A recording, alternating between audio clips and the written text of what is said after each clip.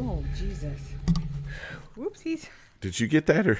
Huh? That What the hell was been me. that? Must have been Chris. I didn't hear it. You didn't hear it? Yeah, I did. Welcome to the All Things BMX Show. Hey, Here we go. Terrible. Whatever that was, make it stop. yeah, if that does that again, we're in trouble. It didn't mute it. I got that figured out from last week or 2 weeks ago. Are we sure? Yeah. No. See, when it's in color up there, it's when it's working. Oh, yeah. Yeah. Gotcha. Thank you guys for joining this evening. We got a fun night for you. The Buckle's going to join us here in a few. All right. Yeah, we got a good show for you guys. Be a good one. We're going to talk all about Barry and his BMX life, world, and career in the sport and all the fun stuff he's up to now. You guys stick around. We got some news coming to you here first. But I want to remind you guys before we get started, you can find us each and every week for the most part when we're not off racing our bikes. It happens. We got one coming up. Yeah? Yeah, right before the captain joins us. It's the end of this month or beginning of next month. We got a Wednesday off. Okay. Yeah, go out and race our local track, and that's what you should do. Yes, you should. Go race your local track and listen to the show, just not at the same time. Well, I guess you could. Well, you could. Don't watch it and do it at the same time. Yeah, definitely don't watch. You can find us on YouTube, Twitch, and Facebook. And you can also catch the replays there on YouTube and on all your favorite podcast sites. We're on Spotify and YouTube and Apple and the 43 other places, too. What do you say? Anywhere you get your podcast from. How's that? I get like little alerts. They're like, you want to be listed here? Like, I never even heard of it. Absolutely. Spotify, all those. We're coming to you live from the Ethan Clark Studios here in the busy metropolis of Heartland, Michigan. Yep. They got like 5 walls up on that Chick-fil-A already. Is that? Whew, buddy, they ain't wasting no time building that thing. Slapping Big that happenings together. here in the metropolis. Yep.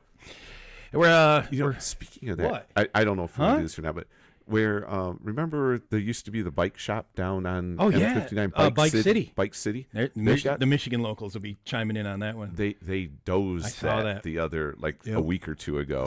I saw that coming back from, where'd we race? Can-Am. Can-Am. Yeah. Yeah. Sure did. Yeah.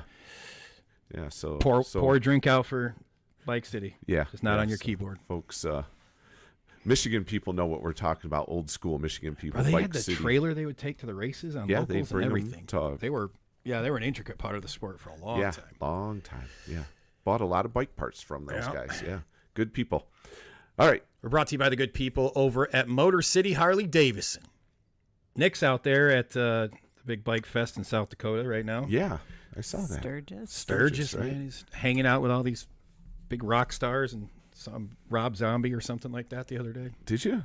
Yeah, I did see he was with some. I can't remember who it was now. Kid Rock probably. Probably. Yeah.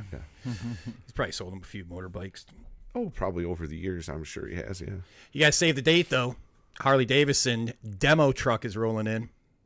Oh. I want to see this thing. August 21st through the 23rd. Yeah, I don't know where we're going to be, but I'd like to check that out. That sounds like a cool deal. It's at Farmington Hills, Michigan. So if you guys are anywhere near there, go check out Motor City Harley Davidson. We got Melissa back here at the Gate 9 Producers Perch. Melissa, how's it going this evening? It's going great. Glad to be here. All right. I got the gang back. Everyone's hanging out tonight. Yeah, And that you're going to be at Top Ground. Is that where we're going to be? Mm-hmm. Ooh, all right. Well, I'll be at Top Ground. On that weekend? Yeah. Pretty sure it's that weekend. All right. Well, hey, everybody, if you enjoy the show, you like what we're doing, you want to give us a little attaboy, go give us a like, a follow, and share with your friends. That really helps when you share it with your friends. So if you reach over there and hit that little share button for us real quick, we'd appreciate it. Yeah, without any further ado, we're going to get our guest here on the screen with us. We got some big news we got to break.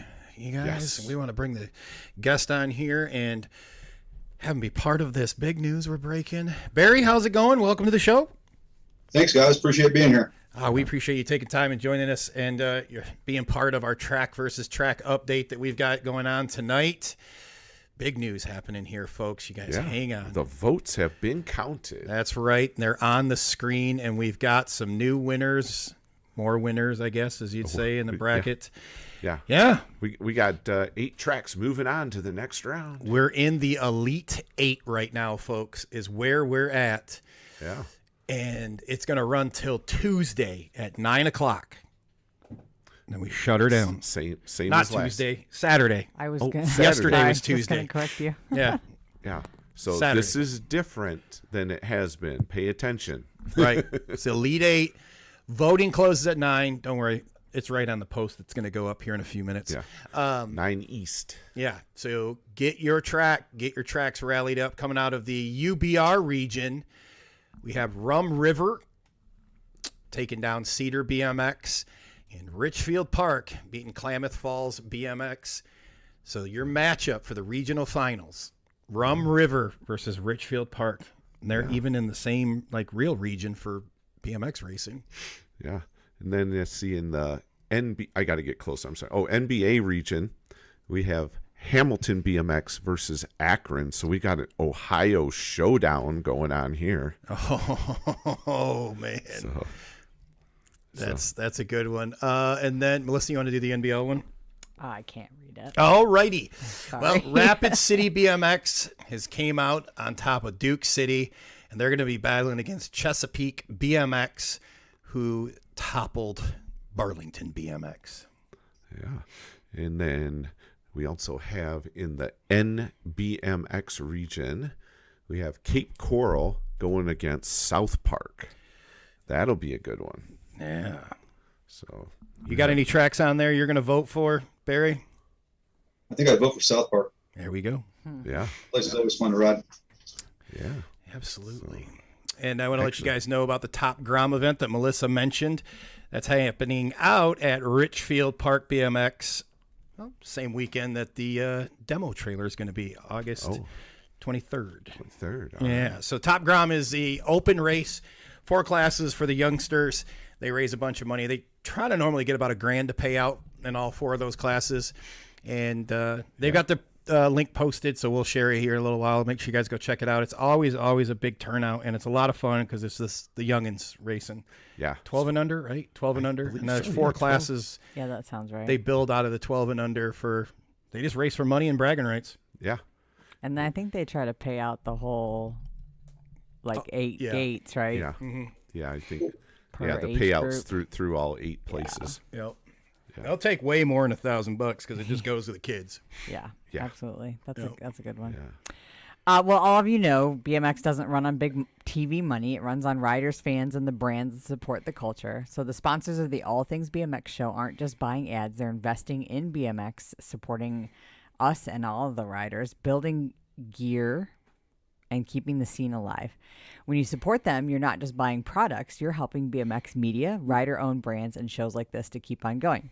So we want to take a minute to put out a huge thank you and welcome to the All Things BMX show family, to the Superman Joe Crow Foundation, the B. Stephanie Strong, and the House of Premier as our newest sponsors. Yeah. So we got a few new people joining the gang here. Yeah. They're coming in hot for the whole shot race, go. by the way. So Premier the whole racing. shot event coming up. We're going to be announcing that Saturday I was gonna night. say, do we have a date for that? We do, but we're going to let the cat out of the bag Saturday night when we do our Final 4 reveal. There you go. Hopefully That's a we're good free. time to do that. I am. So Did you say you are? Yeah. So's Halana Pena. Her and I are gonna announce the Final 4 and the whole As shot long race. as you're free, that's all that matters.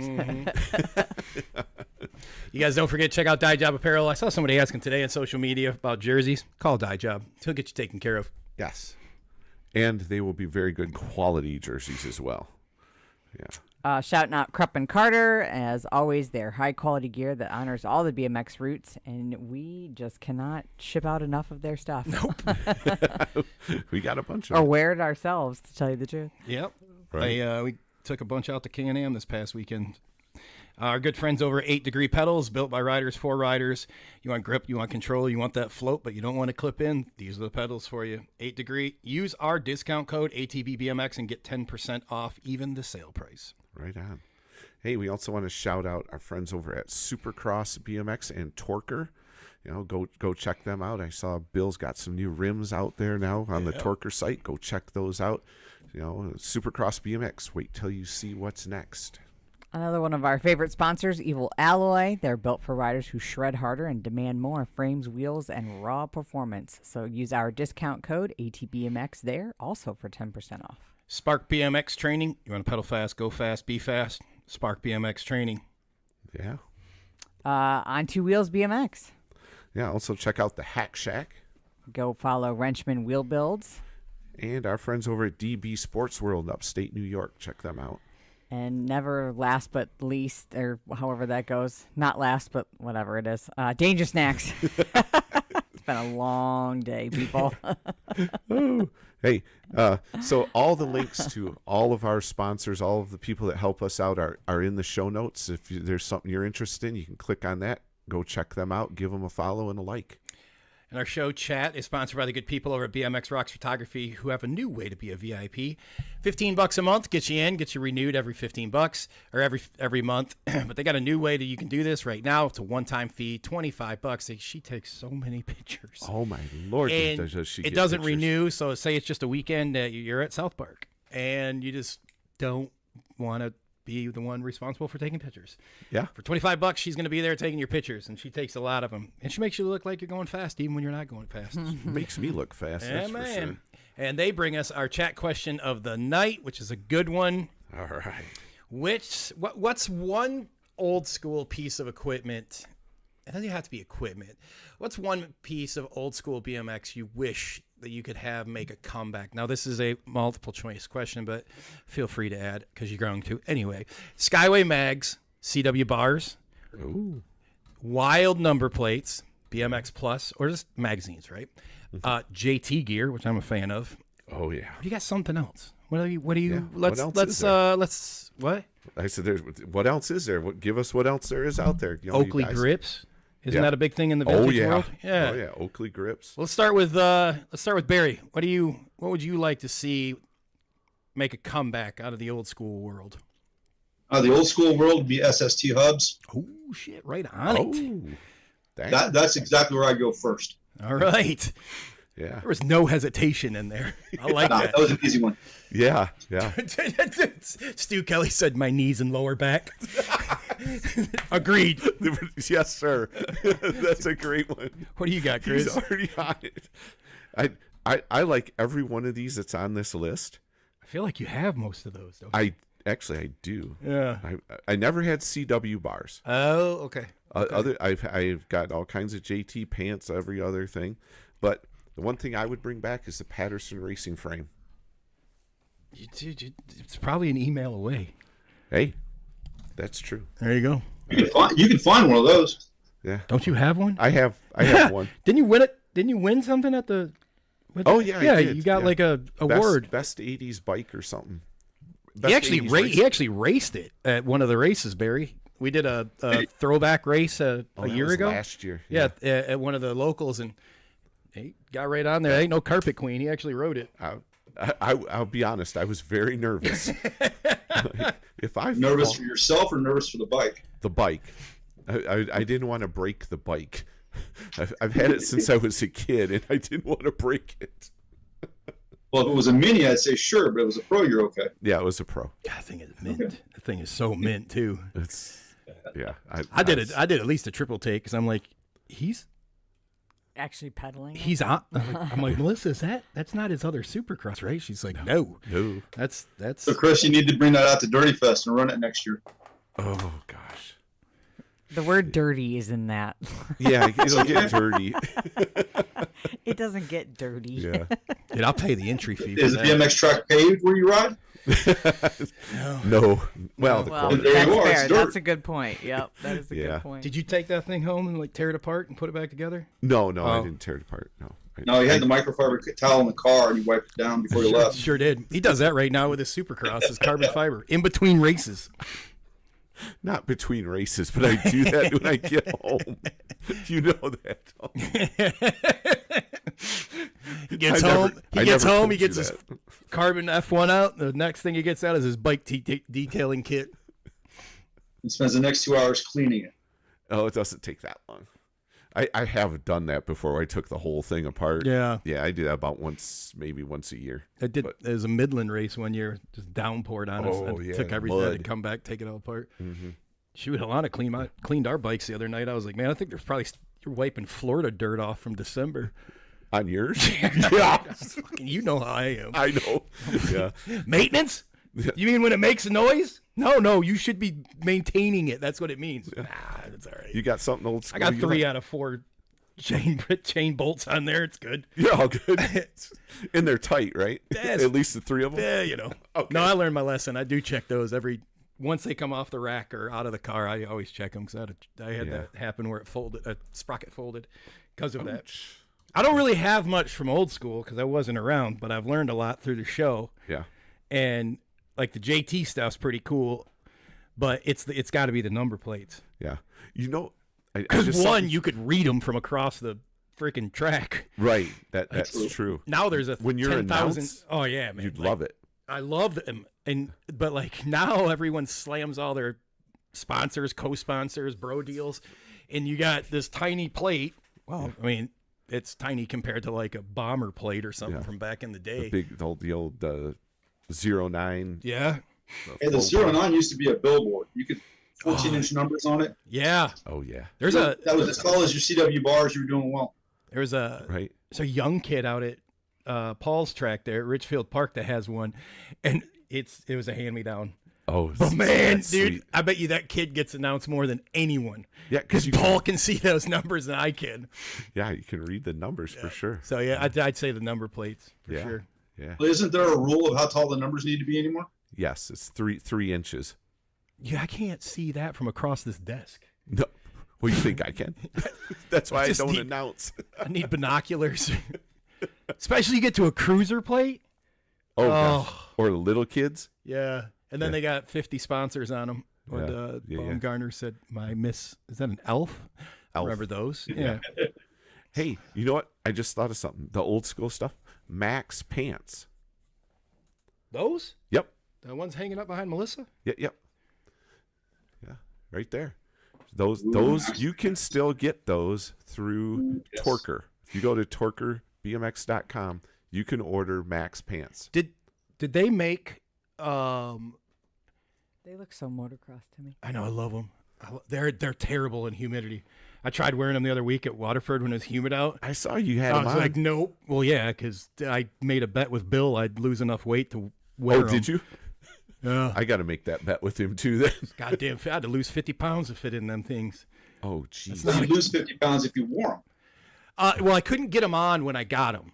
Oh, That was the gotcha. problem. They didn't really go past my kneecaps. He was They nice were enough snug. to send us Yeah. each a pair of these Max pants, and he tricked them all out with all things BMX on them. And we both went to put them on and went, can't even get the zipper done up in them. Nope. Melissa just took a Twinkie and put it on a string in front of me, so when I go to the gym, I chase it around.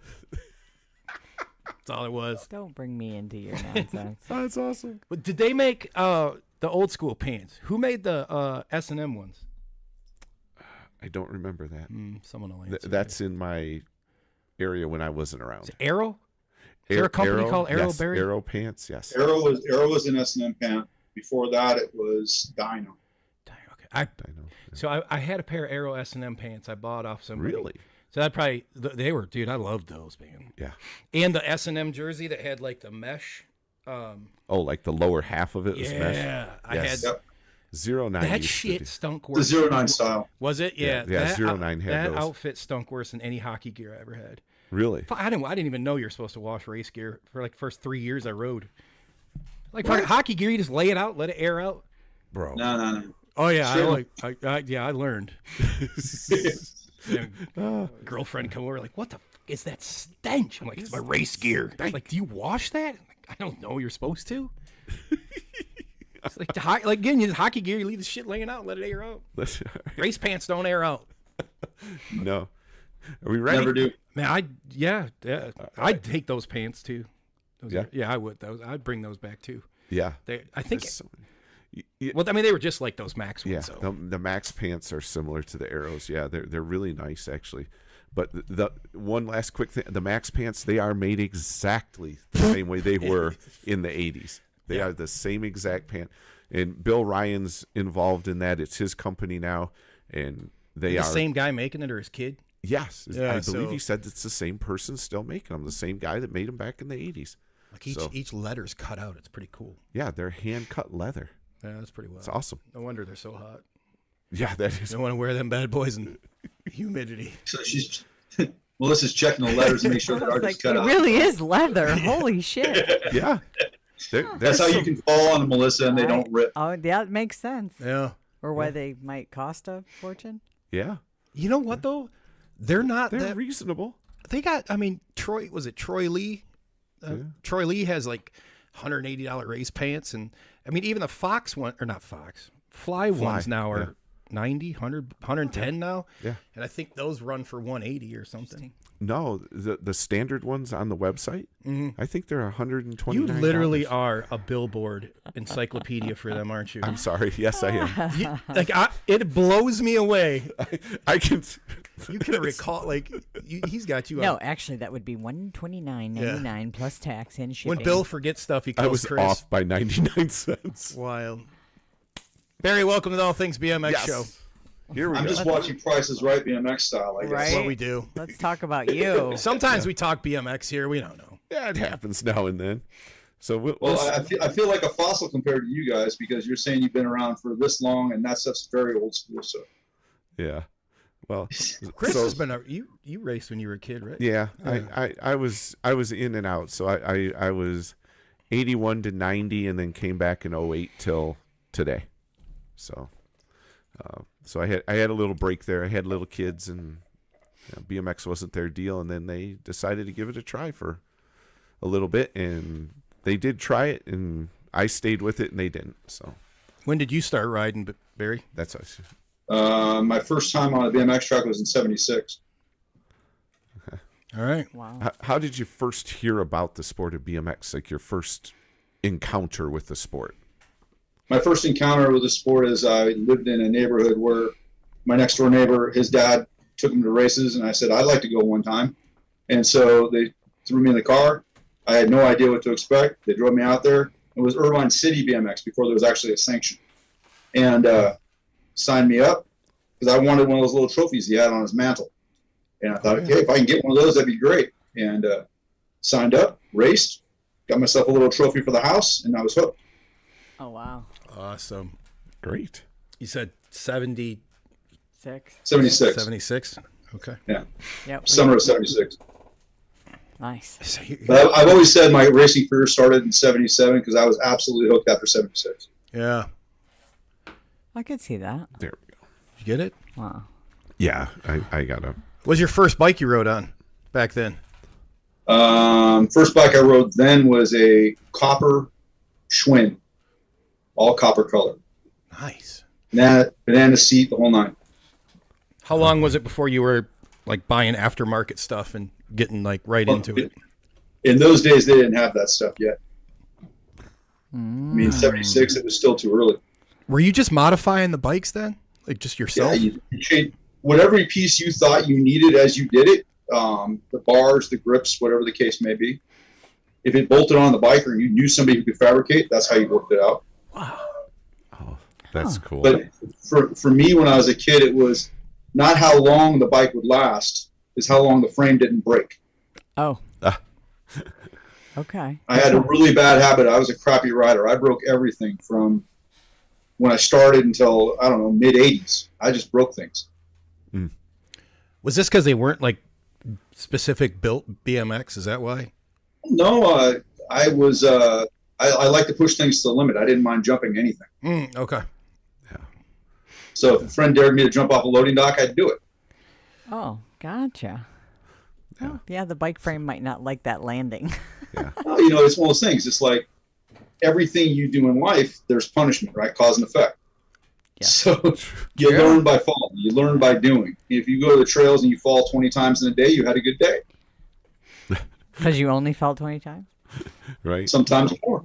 Yeah, especially if you're trying something new, something different. Yeah. Well, I mean, for us, we didn't really think about it that way. I mean, BMX was just trying to imitate the kids riding the motorcycles on the hills across the way, right? Mm-hmm. Right. So then those are what you did when you didn't have your motorcycle run. Yeah. Yeah. And the other thing back then, you didn't think about or even probably know about backside of a jump, so you had a smoother landing. It was more just the ground was flat and you just bam. There was no such thing as a landing in the beginning. Everything was just a lip. You landed on flat ground. Yeah. So you went to a track. You mentioned there was what was the sanction on it? There was no sanction. So this was just somebody built it and was like, we're racing on it? It's actually a city BMX track before ABA was even there. Oh, whoa.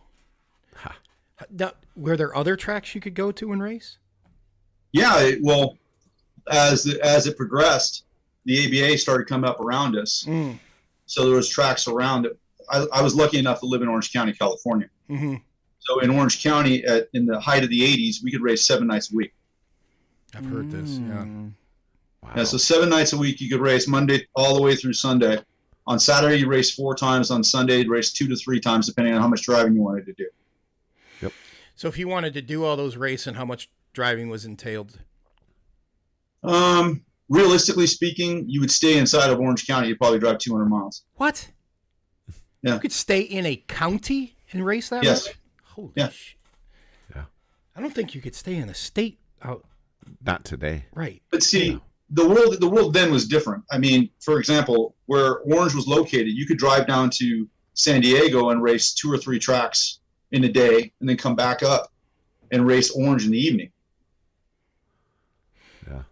Wow. For example, on a Saturday, you'd go race Coal Canyon in the morning, Corona, which is another 15 minutes down the road. Then you go to Corona Norco, which is another 10 minutes away. Then you drive down to Elsinore, which is another half hour away. And everybody caravan, so hey, sign me up if you get there before me, was kind of the deal. Wow. And you were just gone the whole day. Wow. Yeah. Was it? We were very, very lucky that way. Yeah. What was what did moto counts and rider count look like? Depends on what track you were at. I mean, mostly is between 40s and 50s. Orange on a typical night on a Wednesday was 90 motos. This is a local. Local, race. yeah. You had 90 motos? Yeah, 90 to 100 motos. We'd have 16ths in expert. Yeah. How long did it take them to run that? Like a couple hours? We would be out of there about 1 o'clock in the morning. Okay. We'd still go to pizza afterwards and then go home by 2:30. Jeez. That's a full day. Holy cow. Yeah. Damn, Yeah. dude. We used to That's cool. back in my day. Yeah. Like Waterford Oaks, there would be between 50 and 60 motos on a Saturday. Yeah, I mean, we've had A local. a couple, with events in tow that hit 60 motos. That's just Yeah. like wild how Barry's saying you'd have these moto counts and they'd still get 4 races in because obviously all the tracks were kind of working together, so they would not. Well, very much working. They were working together a lot. Okay. Yeah. Because depending on what you were doing, you just tell your friends, okay, we're almost done here. If you're going to leave now and go sign me up. Yeah. And it was like this, I don't know, it's kind of like a caravan. We used to tease about it. You'd have a conversation that never ended because you're always talking to the same people all the time. Just the location changed. Yeah, the location changed, but you were still just having the same conversation. Yeah. To give you an idea how many people there were on an orange on a normal night, you'd have 3 to 4 rows deep of parents on a straightaway. Wow. Yeah. That's crazy. Yeah. I mean, out there, California was way different than here in Michigan. I mean, we could race, Friday night, twice Saturday, twice Sunday, back in the day.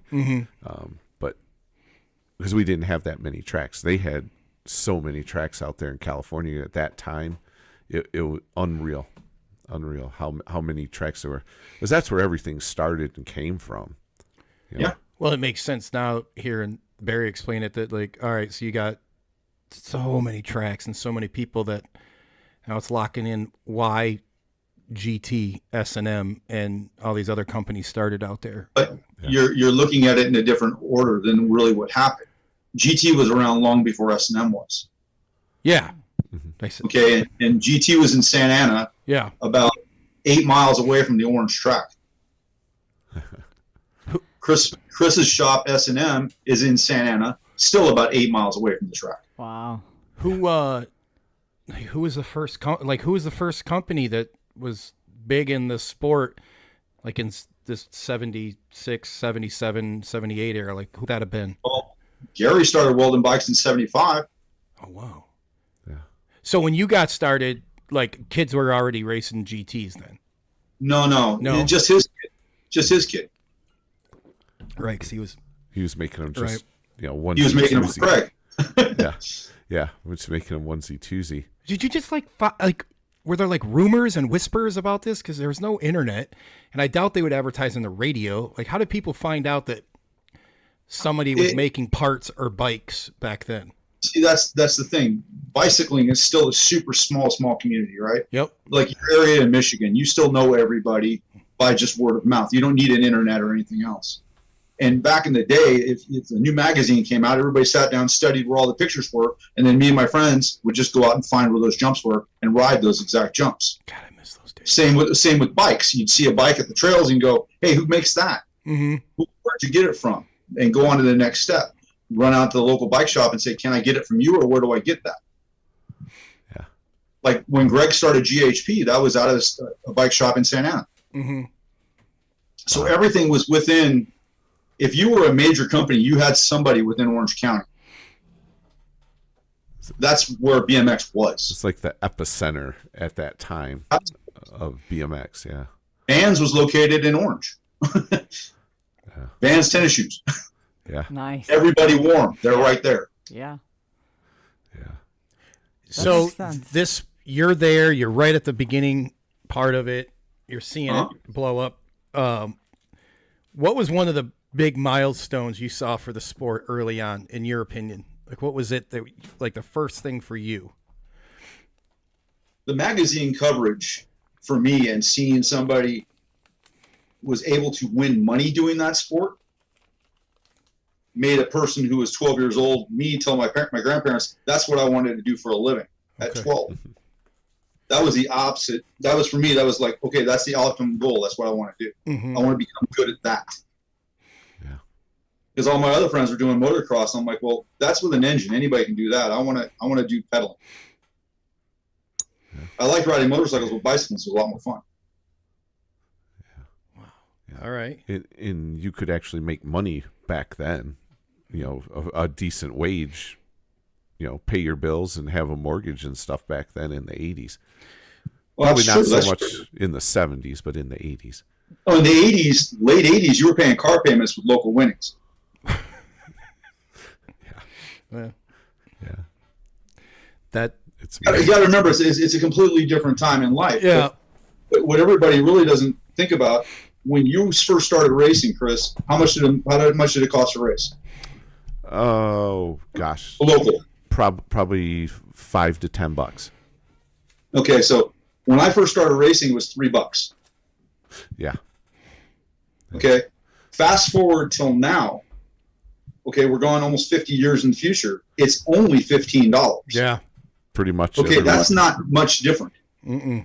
No, that the cost of doing that has not changed that drastically. Now, I don't know this, but I would guess if you play t-ball, the cost to play t-ball now in a township league or something is not what it was back in the early 80s.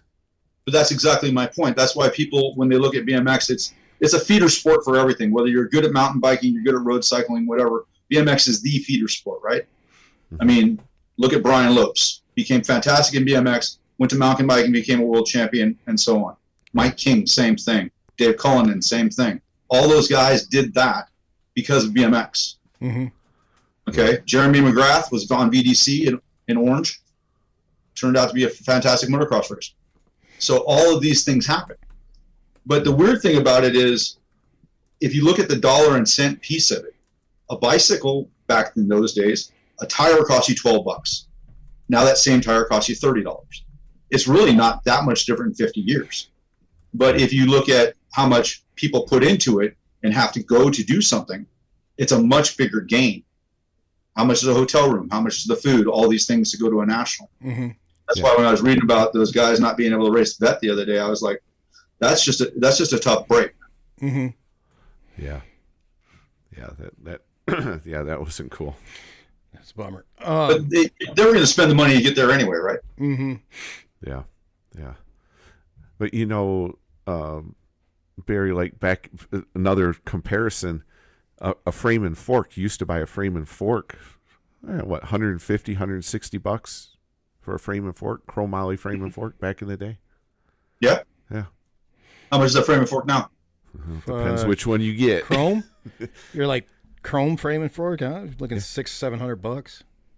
Okay, but look at how much the dollar value is worth. Right. I was going to say, it still seems like right in the same kind of, with Yeah. inflation, almost like the same price. I mean, now But look at those days, Justin. It was like $3.50 an hour is what you were making. Well, And now people are making $20 an hour average. Mm-hmm. yeah, So it's only cost relative to how much somebody has an hourly wage. Mm-hmm. yeah. It's really the simple math of it. God, I thought I was balling when I made $4.25. That was my first minimum wage job. It was like, man, this is great. yeah. Gas was like 79 cents a gallon. I was slinging pizzas. Had a Right. V8 truck. I didn't worry about gas. Nope. Those were good days. No. Yeah. Now minimum wage, depending on where you live in the country, is $7.75 or $20 an hour. Yep. It's a big swing. It is. It is. It is. Yeah.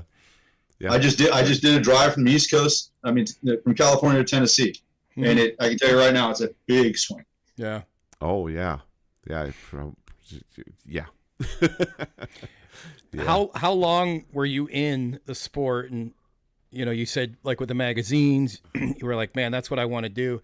Was it before you went from just local racing and found the bigger stage? So I look at it in my life. I had 5 BMX careers. One is a little kid that just wanted to play and race. Mm-hmm. One that was a local thrasher who wanted to get better. One that did okay as an expert and wanted to go pro. One who came back as an amateur and did very well. And then one went to vet pro and retired. Okay. So I've had 5 careers and I've done pretty good at each one of them. Mm-hmm. Oh, that's Alright. great. So out of the 5, if you've got to pick one as your favorite, which one is it? Oh, hands down, amateur cruiser. Amateur cruiser? Oh, yeah. I know that some people say cruiser doesn't count, but I had a great time doing it. Cruiser lives matter. That's what I say. Well, and it's funny because cruiser to me was just a big 20-inch. Mm-hmm. Yeah. And it was very, very easy to ride that bike Yeah. and to race that and have fun with it. But my enjoyment came from racing the younger classes as well as racing the older expert cruiser, Mm-hmm. because that made it, if I could qualify an open, 17 and over open when I was 25 or 30, and I could qualify or actually win open, I was going to have a good weekend. Yeah. You run well against the younger kids. Yeah. Yeah. What years were you racing pro? I raced pro from 88 to 90. Okay. Okay. Yeah. Yeah. There's. And then in 90, I saw there was no money in pro anymore. So I thought I'd go back to amateur. Yeah. And I started racing amateur in 90 full forward and had a great time. I got picked up on some teams and started going playing. It was a good time. That's great.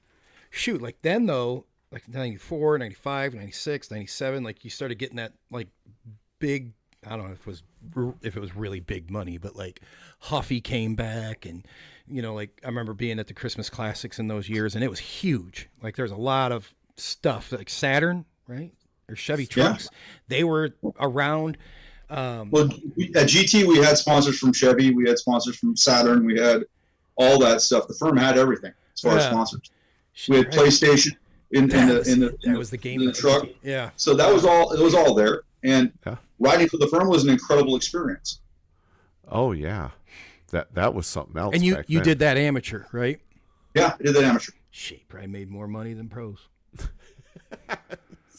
But the fun thing about doing it as an amateur, I always liken it to being a major league athlete in baseball. Uh-huh. You got to play with fresh stuff all the time. Yeah. Well, I mean, everything I've read, the firm was the firm. Yeah. So, which team did you ride for in the firm?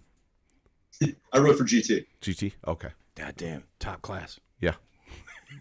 Yeah. And we won 4 years in a row.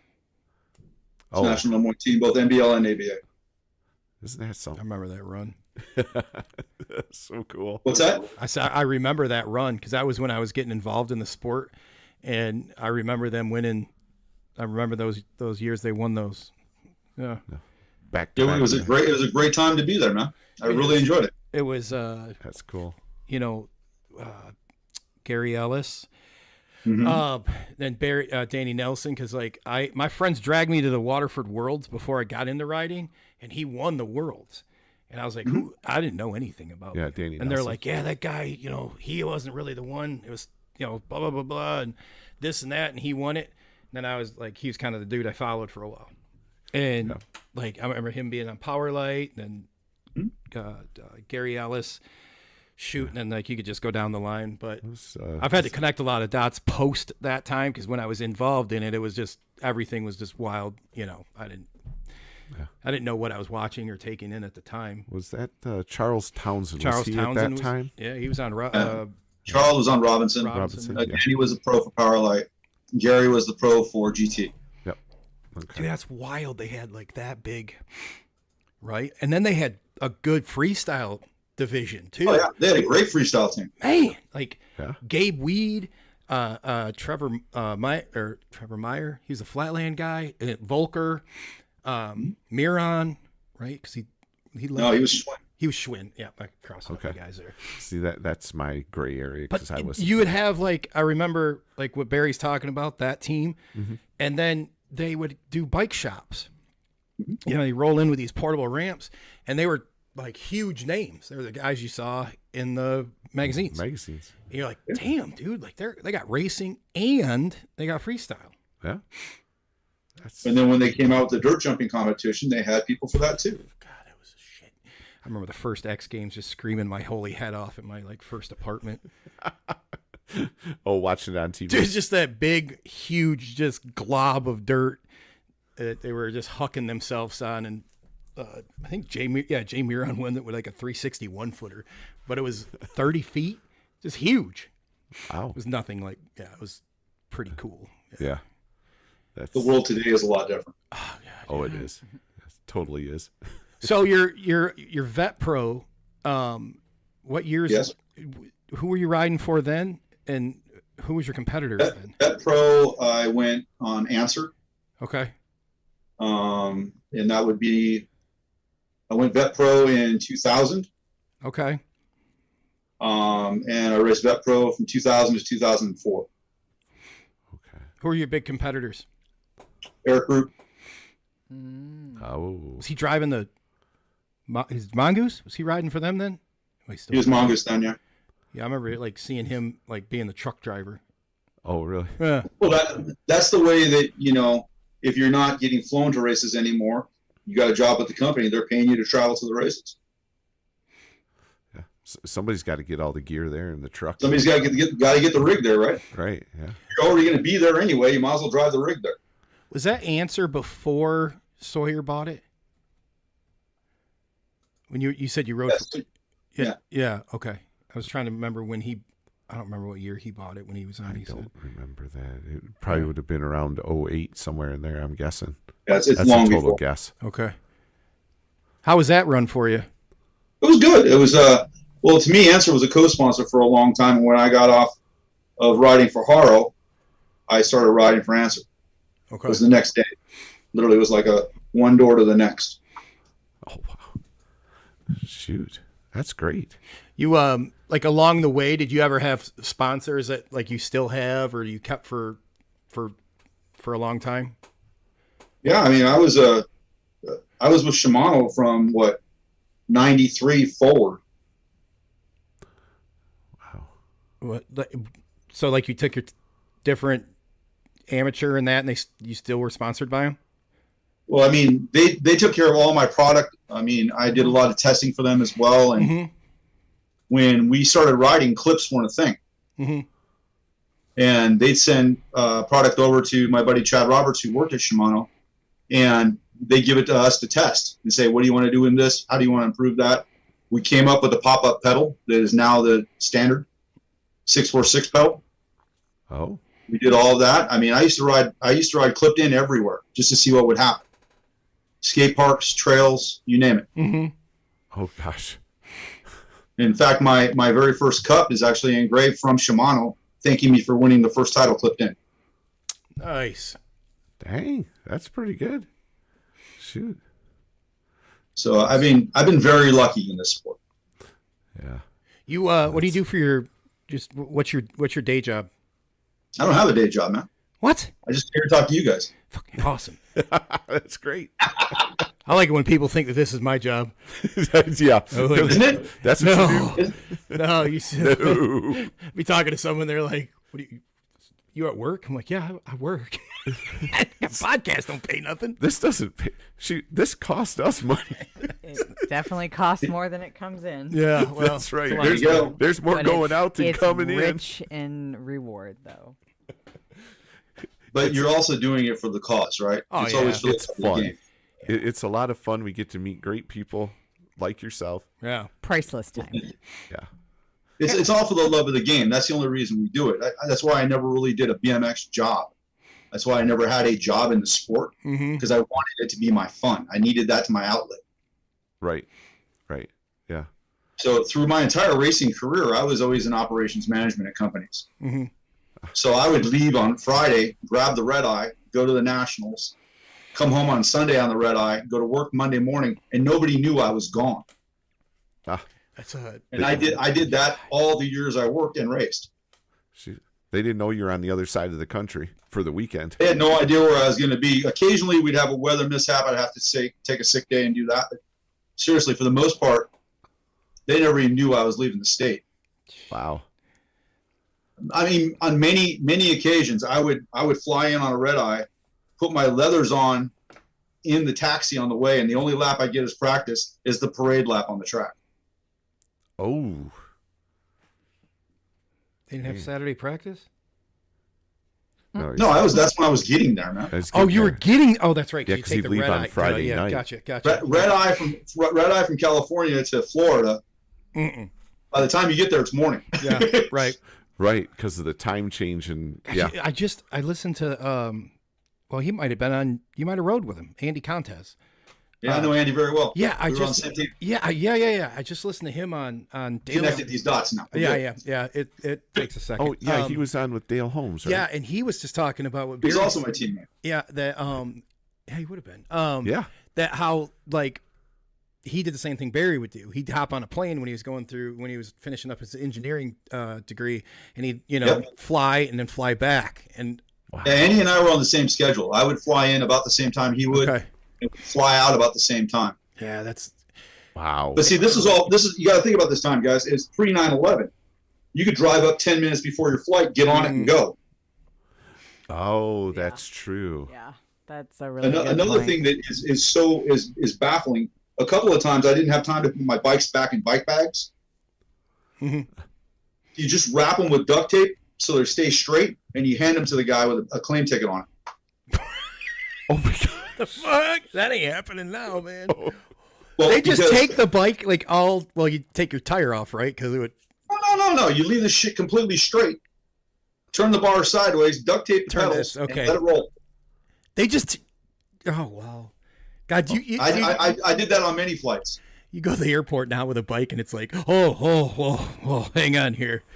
No, it's $100, and we Yeah. got to sign the waiver saying if we break it, there's Yep. no liability. And Yeah. I actually flew into a race once, and they made an L out of my frame in the plane. It actually got bent. Ooh. Oh. And I said, well, I'm going to need a new bike. And I had to actually call and have it flown in for me. Mm. Oh. Yeah. It's just one of those things. It's like you travel enough, it's going to happen. Well, you probably at that time, and you still might be too. You probably riding enough. You didn't need much practice at nationals either. No, you didn't. Yeah. It's kind of funny. In most tracks, you would sit in those days. It was that's the way it was for me. I'd roll up, look at the gate, and go, okay, what's the hardest jump on the track? That's where you want to hit that jump first lap, Mm-hmm. cold, because that's what it's going to be on Sunday morning anyway. All right. So then you got to launch that jump first lap. Wow. I like that. I like that. I couldn't do that. Why not? Well, Gravity works the same for everybody, buddy. That is all I'm going to keep saying to you now when we're at the track. Okay. Gravity works works the same for same. everybody. Okay. That is true. We got Chris up. It's probably fastest I've seen you race since I've known you this year. Yeah. Yeah. Yeah. So what classes do you guys race? What am I? 46, 50 expert and cruiser. Okay. I'm 56 and over inner. Yeah. Yeah. I don't do cruiser. I've done. Why not? He'll tell you they don't count. Then we'll end up in a fight. No, I didn't. I'm not going to be an Eddie King and go, the cruiser doesn't count. No. No. It's just too much. I have a cruiser. I have raced cruiser in the past. I'm just not doing it right now. Yeah. I don't know. To me, it was always a good compliment to have both bikes. Yeah. If it were a big race like a national, I could do both because there's enough time between. But a local race when there's 15 motos doing both of them, yeah. You adjust. I raced an NBL regional national and raced 4 classes. Oh, wow. We when we had the indoor, I remember Melissa and I would go over there and they'd be like, "You want to do the special?" And I'm like, "Okay." And that was class, cruiser, and open. And then one night it was 4 fucking motos, and I was in 3 of them. So because everyone was gone for something, and I just had to leave the bikes on the side, and I'd get done and pick the bike up, go up there, and I was like, "Oh my god, I'm gonna die." Luckily, it was a smaller track, right? It's an indoor short track, but I was like, I'm not doing this Rock City special shit anymore. So is that like a 500-foot track? I think 6. I think you're right in there. Yeah, it's a fun one. Yeah. It was a pretty decent 20-second lap time. Oh yeah, yeah. It's like Vegas, you know, little rock and roll. Pedals are done. Yeah, it was fun. Yeah. They're like, we're gonna extend it, and like 1 year they extend the finish line a little bit farther, and then they push the turn back a little bit just to kind of add a little bit more to it, you know. Yeah. So it was fun. Yeah, it was a fun place. It's like, oh man, I'm not doing that anymore. Yeah. I this year done a lot more cruiser riding because my daughter moved in with us, so she was borrowing my class bike till we got hers built, and so I was just riding. I've just done a lot more cruiser, and like we were saying when we started, like I've had a lot of fun racing just the cruiser. Mm-hmm. I've had a lot of fun. I train and everything on my class bike. I could do all my sprints and go out, knock down gates on my class bike. Now that she's got her bike, but yeah, I've had a lot of fun on cruiser. And cruiser's just a lot of fun. I think it's a kind of a level set for the older guys. Yeah. Yeah, I think so. Yeah. Again, my class bike feels like a rocket ship. Oh, yeah. I'm like, who the hell put nitro on this thing? Yeah, it's just a little night and day there. Is your EKG there? Is this your current setup you got? That's just a play bike for me now. Is it? What are you racing right Yeah, now? I've got my race bikes are in the garage. What are we racing? 20 and cruiser, What kind EKG. are they? It's my company, so yes. Very nice. That's where I was leading you. Yeah, so yeah, the fun part of it is when you've had your own product for a long time, it's easier to race your own stuff. Oh, yeah, that's cool. So I have never heard a bad word about those bikes, and the people that I know that have them, they don't get rid of them, and I don't see them for sale. We had somebody else on that rode one, and I was like, one of the things I noticed with those is I don't see them for sale on fence lines anywhere. Like people hang on to those bikes and they keep riding them. I'm very proud of it. It's been a great design. When did you start it? Started EKG 1981. 81. Wow. And we started doing small products back then. Then we did a couple of different frames along the way. And I've always had input as far as what my frames are going to be throughout whatever company I'm riding at. Mm-hmm. Ah, okay. Is there a story behind the name? Behind the name? Yeah. It's my buddy's initials when we started the company as kids. I said, mine's too easy. Why don't you do yours? That's fun. And so he and I have been together as friends since 7th grade. Oh, that's pretty cool. That's awesome. Yeah. See, So it's one of those things where it's like, okay, he can come up with the idea of, okay, let's put this here and see what happens, or that's not going to work. Let's try that. Turns out he's an aerospace engineer now. So if it's going to break, I'll blame him. Right? That'll do it. Yeah. So what do you make now? Just the frame, or are you also making other components as well? Frame bars. Okay. Bring in bars. It's the easiest way for me because I like bars a certain way. I've been very particular about that my entire riding career. I used to break handlebars all the time, so I know how I want my bar to be.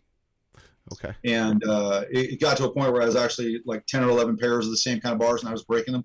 So I finally figured out how to have a bar made. Okay. And I really like these types of bars. Okay.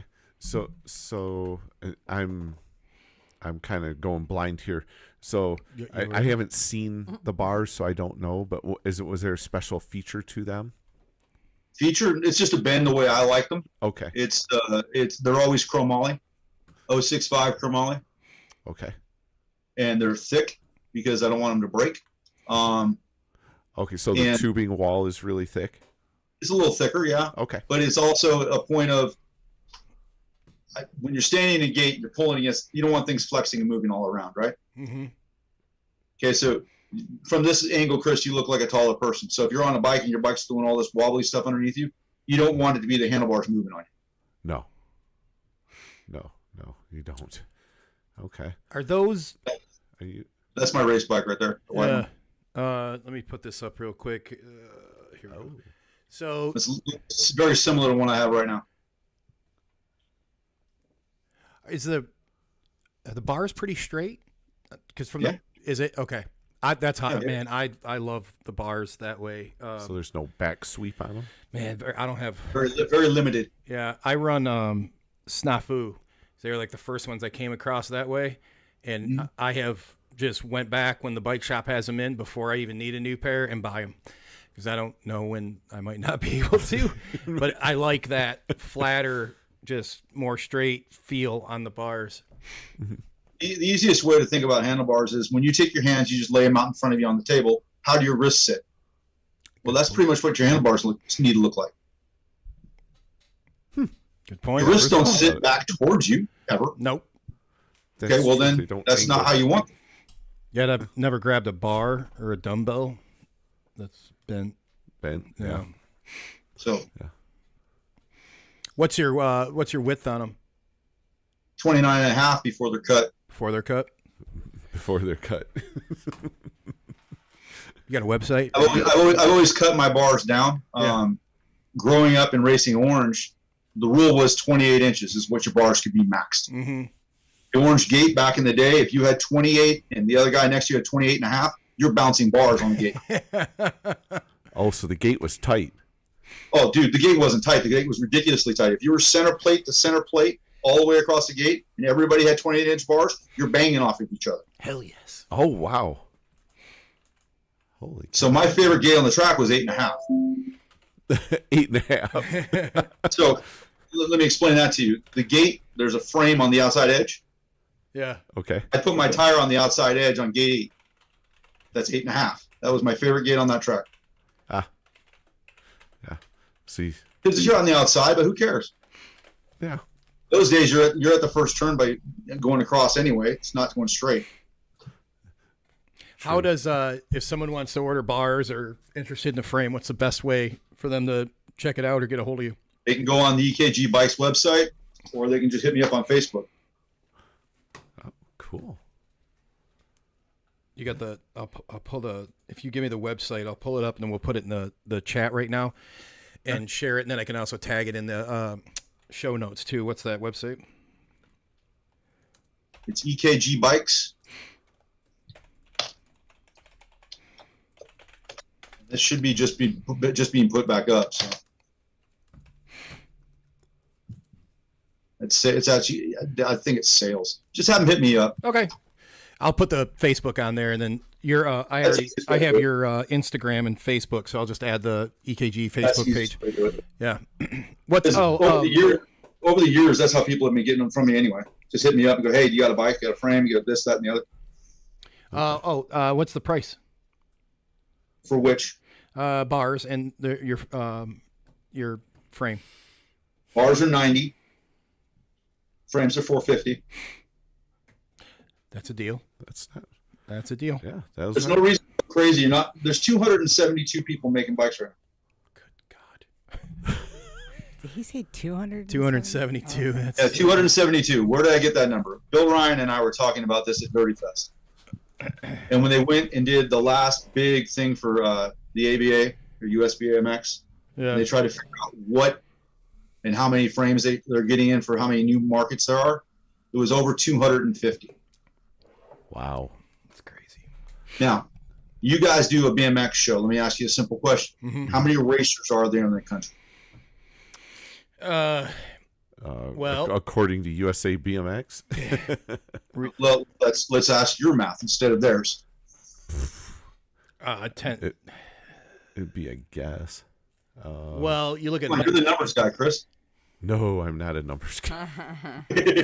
Trust me. I would say active racers. It's got to be 10,000. Well, the number that we've gone through and tried to figure out through the years, it's somewhere because it used to be you'd had a cruiser membership and a 20-inch membership. Yep. Right. Now you only have one membership. Yep. So that dropped all that stuff way down. It's somewhere around the 8,000 to 10,000 number. Okay. So if you look at it from that way, Good. Sure. and then okay, so how many bikes does that mean each company can actually sell? You're talking for Maybe 4. yeah, and that's if you're If everything goes right. right. That's a Right. perfect storm to get 4. That's Uh-huh. true. Yeah, if you have what'd you say, 273 or 270? 73 is the last I heard. All right. Companies. And everybody at a local track scene says, I'm going to make a bike. Okay, well, I'm coming out with a bike. Yeah. Okay, so you got a local shop guy who says, I'm going to make a bike for you. Now there's another bike on the market. Yeah. I mean, So just for round numbers, let's say it's 250. That's only 4 yep. frames per company out of 1,000 of each. That's not that big of a sales gap. There's not that many people making bikes that are working. No, that's true. Because some of these are mass produced. You have ones I would be curious to know what mass produced is now, like what that number is, because that's true. As I mean, if you still have X amount of people racing, so we'll just stick with racing. You have X amount of people racing. Mm-hmm. Just because you mass produce it doesn't mean they buy it. So I'm curious, True. like what's like with Bill when he was on, he talked because he has so many different sizes. It's smaller runs, right? Right. Which cost more because of molds and whatnot and jigs and this and that. Tooling, Like it starts getting just mind-boggling. But yeah, like what is it? What is that number now? Like, Yeah. Well, and there's another way of looking at it. Just take your average rider. The burnout for BMX is every 3 years. every 3-year itch. Yep.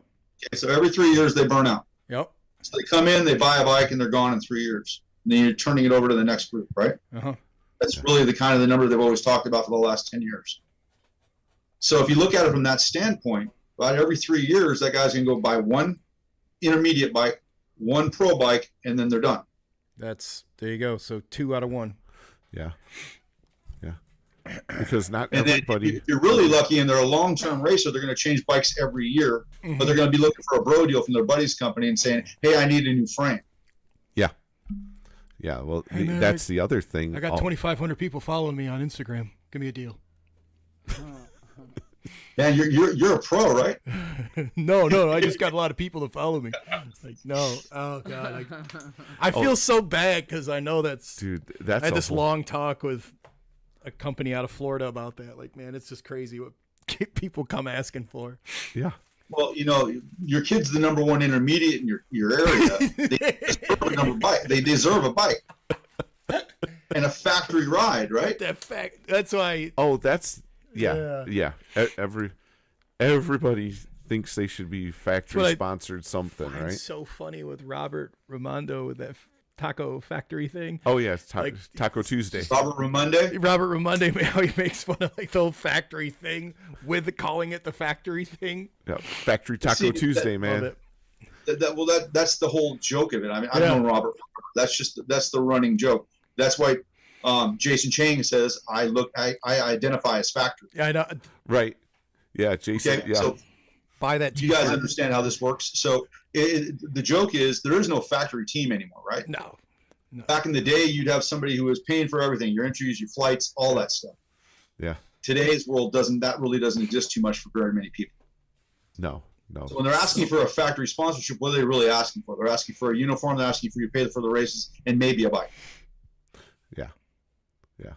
Yeah. Free bikes, free jerseys, maybe a race here. And I got a way you can get that. You do? Yeah, just gotta get a job. Get a job and support the sport. Just get your job. But, like you had Bill Ryan on the other day. I bet you if you were to ask Bill that simple question, how many people call him up for free stuff all the time? Oh God. Every day. Oh, yeah. I decided this is how I normally start my phone calls or texts with him. Yeah. Hey bro, I want some free stuff. I won a local last week. And that's exactly what I'm talking about. Yeah, So with BMX, it's always been that way ever since back in the day. It was like, okay, well, I need a hookup. Why do I you need a think it's hookup. why do you think it's that way? Why? Yeah. What's your Because take? everybody in their own mind has been told they can do anything they want and be good at it, and everybody owes them something. Yeah. But That's reality. Yeah. It, It seems more prevalent though in BMX. Like, I Well, don't, but I also haven't really done any other sports to any real degree. I own a set of golf clubs, but I just really just kill the grass. So, but I couldn't imagine like, buying a set of golf clubs and then 18 months later walking into Titleist and whatever and demanding. being like, "Hey, bro, getting me a deal." But see, BMX is like the stepchild sport because that's really how it's always been. Okay, all Hey, right. you know somebody who can get me a deal? It's just You kick it down, can you flow it to me? right. Do they do You give this? me a discount? Do they do this in like what Addie does, Melissa? No. Like in softball and No, shit not like at that? all. No. No. Oh. No, everybody pays their dues in other sports. You pay whatever the No, full, there'd be no- whatever the full pop is, you pay it, right? You know that. That's- But in BMX, it's always been, hey, what can I get on the side over here? The best you can hope for is you're splitting an Airbnb with like 3 other families while you're at a week-long tournament over the 4th of July. Like that's, yeah. But like in That's a today's hookup. world, Yeah. racing has gone from, it used to be a 2-day national, maybe, Right. if you Right. 2 days, Saturday and Sunday. Maybe. So now you have to be there for Friday for practice, sometimes Thursday. Yep. And if it's Yeah. across the country, you're going to be gone Monday to fly home. Yeah. Yeah. Yeah. That's So now very true. how many 5-day or 6-day vacations can you take to go race? Yeah. Bro, I don't have No, that much time off. That's true because we talked about that a couple of weeks ago with somebody. 3-day nationals now versus the 2-day. Do we think that's a big? Oh, it's Nick Jones, Yeah. and he said he's okay with the 3 days. He doesn't mind it because now he can get what do you need for an egg? 10 scores, You need 7. 7. So he can get those in quicker by doing the 3 days. So he can go to fewer weekends away from home. Basically, you can go to 3 weekends Mm-hmm. and Yeah. get your scores if you're good. Yeah, but think about that. So 3 weekends. And we got to jump into the Melissa's chat check in here in a second. So I'm but- going to say this, and that way it might spark some chat in there. But you can do it in 3. That'll get you 9 scores, right? Yes. Right. How many people have? Because like Barry said, you are probably going to travel on a Wednesday, Thursday, practice, Friday national, Saturday national, Sunday, and then maybe It's 3 weeks vacation, guys. It's 3 weeks vacation. That's 3. That's where I was going. 3 Yeah. weeks vacation, and how many people? Plus the grants. Plus, oh shit, I forgot grants. Oh, so and there's your. grants is a week also. So there's So that's 4 4. weeks out of your PTO that you get, and how many people have that? Let alone that and then some. Yeah, I don't know too many. I got people. to tell you, in all the years of racing, it took until I stopped going to races all the time where I actually went on vacation. Right. All my I believe PTO that. was gone for races. Yeah. I mean, if Tie in vacation with the races. Yep. But if we wanted to chase the nationals and go get do what you just said, that's all my vacation time. Right. Plus, I might be borrowing from the next year. plus. All right. So let's say you Hence go. the 3-year buyout, Justin. That's exactly why it's 3 years. You go in, you get that bug. Everybody says you got to go to the nationals. Got to go to the nationals. You burn the credit cards for the year, and the following year, going, I can't do this again. Yeah, that's true. And the other thing, like you're saying, vacation, you don't have time because you're flying in or driving somewhere, and then you're there. You race, boom, boom, boom, and you're there all day into the evening. Back to the hotel, back to race, and then you're going home. You don't get time to go. Even if Yeah, you go to that's Vegas, true. you don't have Yeah. time to go down the strip and Nope. look at I mean, what's we going on. intentionally skipped a day to do that. Yeah, Yeah. we did. You know, Yeah. so or wherever it is. You know, Yeah. you go to South Dakota, you can't go see Mount Rushmore or whatever. well, you might be You able don't to have time now for with that. the moto count. So when I was racing a lot for GT, for example, I would do 32 weekends a year. Good God, dude, what the? Wow. Well, but you were flying out, flying back on Yes, the but weekend. see, I had somebody else taking care of that. I was Yeah. a factory racer, Yep. Yes. but still, that's 32 events, East and West Coast. Wow. Yeah. And that's 2 sanctions 2 sanctions at the time. Yeah, at that time. Yeah. That's wild. Well, we're gonna jump over to our chat. Check right ahead. Wait, if there's any questions in here, we're going to throw them to you, Barry. So if you got questions for Barry, put them in there. If you got comments or stories that you want to embarrass him with, throw them in there. Brought to you by our good friends at BMX Rock Photography. Melissa, what's going on in the chat? Yeah, busy. We're going to shout out Rick Carter. Mark Darcy's saying hello. Arthur Anders is also in there. Amanda Lewis is saying hi to everyone. Stu Kelly from Australia is checking in. Oh, Arthur, is he still in Japan? Oh, yeah, good Yes. question. He hasn't left yet. Yep. Sweet. Thanks for tuning in Japan, bud. Yeah. Yeah, that's awesome. Drake Robinson, haven't seen you in a while, bud. He says, loving the new name designs. What's up? Speaking of, Jason Chang's in there. Look at that killer bike back there. It must have been Barry's bike, right? Right. Damon, DJ Damon, hello family. Benny Gishel, Billy Trucking Kid. Let's see. Kevin Turner, hello to you. Jason Chang said he wanted to Kevin? bring back chest protectors. Oh, I forgot them. Yeah. Oh, the chest protector. Yeah, but like the Yeah. moto ones that you had like no.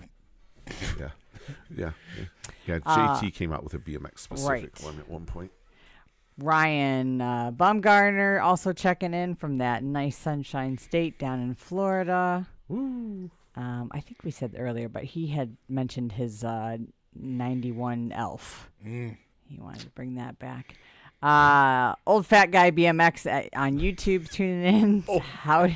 Howdy from Tornado Alley in Northwest Indiana. Yeah. guys, I'm going to need a pause for about 2 minutes. I'll be right back. Go ahead. Go right ahead. Mark Darcy said he understands the Max pants to be $99.95. So I don't know if he had a I chance think to those go are look that up or off-the-shelf whatever. ones, yeah, yeah. the off the shelf. If you don't have any, like, you know, with the ATV or anything on the back. Oh, I Right. thought they. Okay, I could be wrong. Maybe that's just not If custom. they are, that's like more Even people better. need to go buy them. Yeah. That's a deal. Well, You hi. can actually crash in them. Sorry, Melissa. You can actually crash in them. Yeah. Good. Yeah. Okay. Hi, Mr. William Prince. We haven't seen you in a while. He says, hi, Mr. Buckle. 8 Degree Pedal family checking in. Happy Wednesday. Jim Bean also says, what's up, fellas? Jason Chang said Barry had a leather helmet. To verify that fact. Casey BMX, hey, tuning in. Happy you're with us. David Dortona also with us. What's up, good kids? He says. Ryan wanted to know where these $30 tires are, asking for a friend. And he said, a front gear is $60 now. 99. Dave says, got to use the Chris Beer bro code. I don't know if there's a special like handshake that goes along with that or what. I knew that was going to come up sooner or later. It's very similar to the Freemason handshake. It's just upside down. Yeah, that's what I Is figured. that what it is? That's what I heard. Jason Kim tuning in. Tom Swagger says, my buddy and belt buckle driver miss you. Belt buckle on the potty. Nah, I'm sure there's a story there. He's not with us, but he says ask him how much he paid for Oakley. Was paid by Oakley. Oh, Read that when he comes back, incorrectly. we'll ask him. him how much he was paid by Oakley. All right. Hi to Mr. Bill Sharp. Over on YouTube, RV Guy 123 PS. Yeah, buddy. The buckle. Hello. Great What's job. up, Robert? Bill said he followed Barry around the track. And now we can't even find a field. Can't even field a Vet Pro class. Nope. All right, Barry, quick question from the chat. How much Yes. were you paid by Oakley? Tom Johnson's asking. Oakley, nothing. I was given a free product. Oh, Dude, I'll take it. yeah. All right. But that goes all the way back to the very first pair of glasses I got in 1985, when they were just looking goggles. Mm-hmm. Oh yeah. But they were sunglasses. Yeah. And I ran their stuff from 85 on. Okay. I've heard that when you are either endorsed or picked up by them, like that's it. You're done. It's for like ever with them. Forever. For as long as you want to wear them, you're running them. Yeah. That's awesome. Who's it? All right, a Very few more weird. shout outs. YouTube at Presson Pickle 345 says I used to run prototype parts for K2 and a few smaller companies. KC BMX, did I say them already? Anyways, What's up, Casey? he's tuning in. Sean Anderson, Peter Appleman. There's trouble right there, Sean Anderson.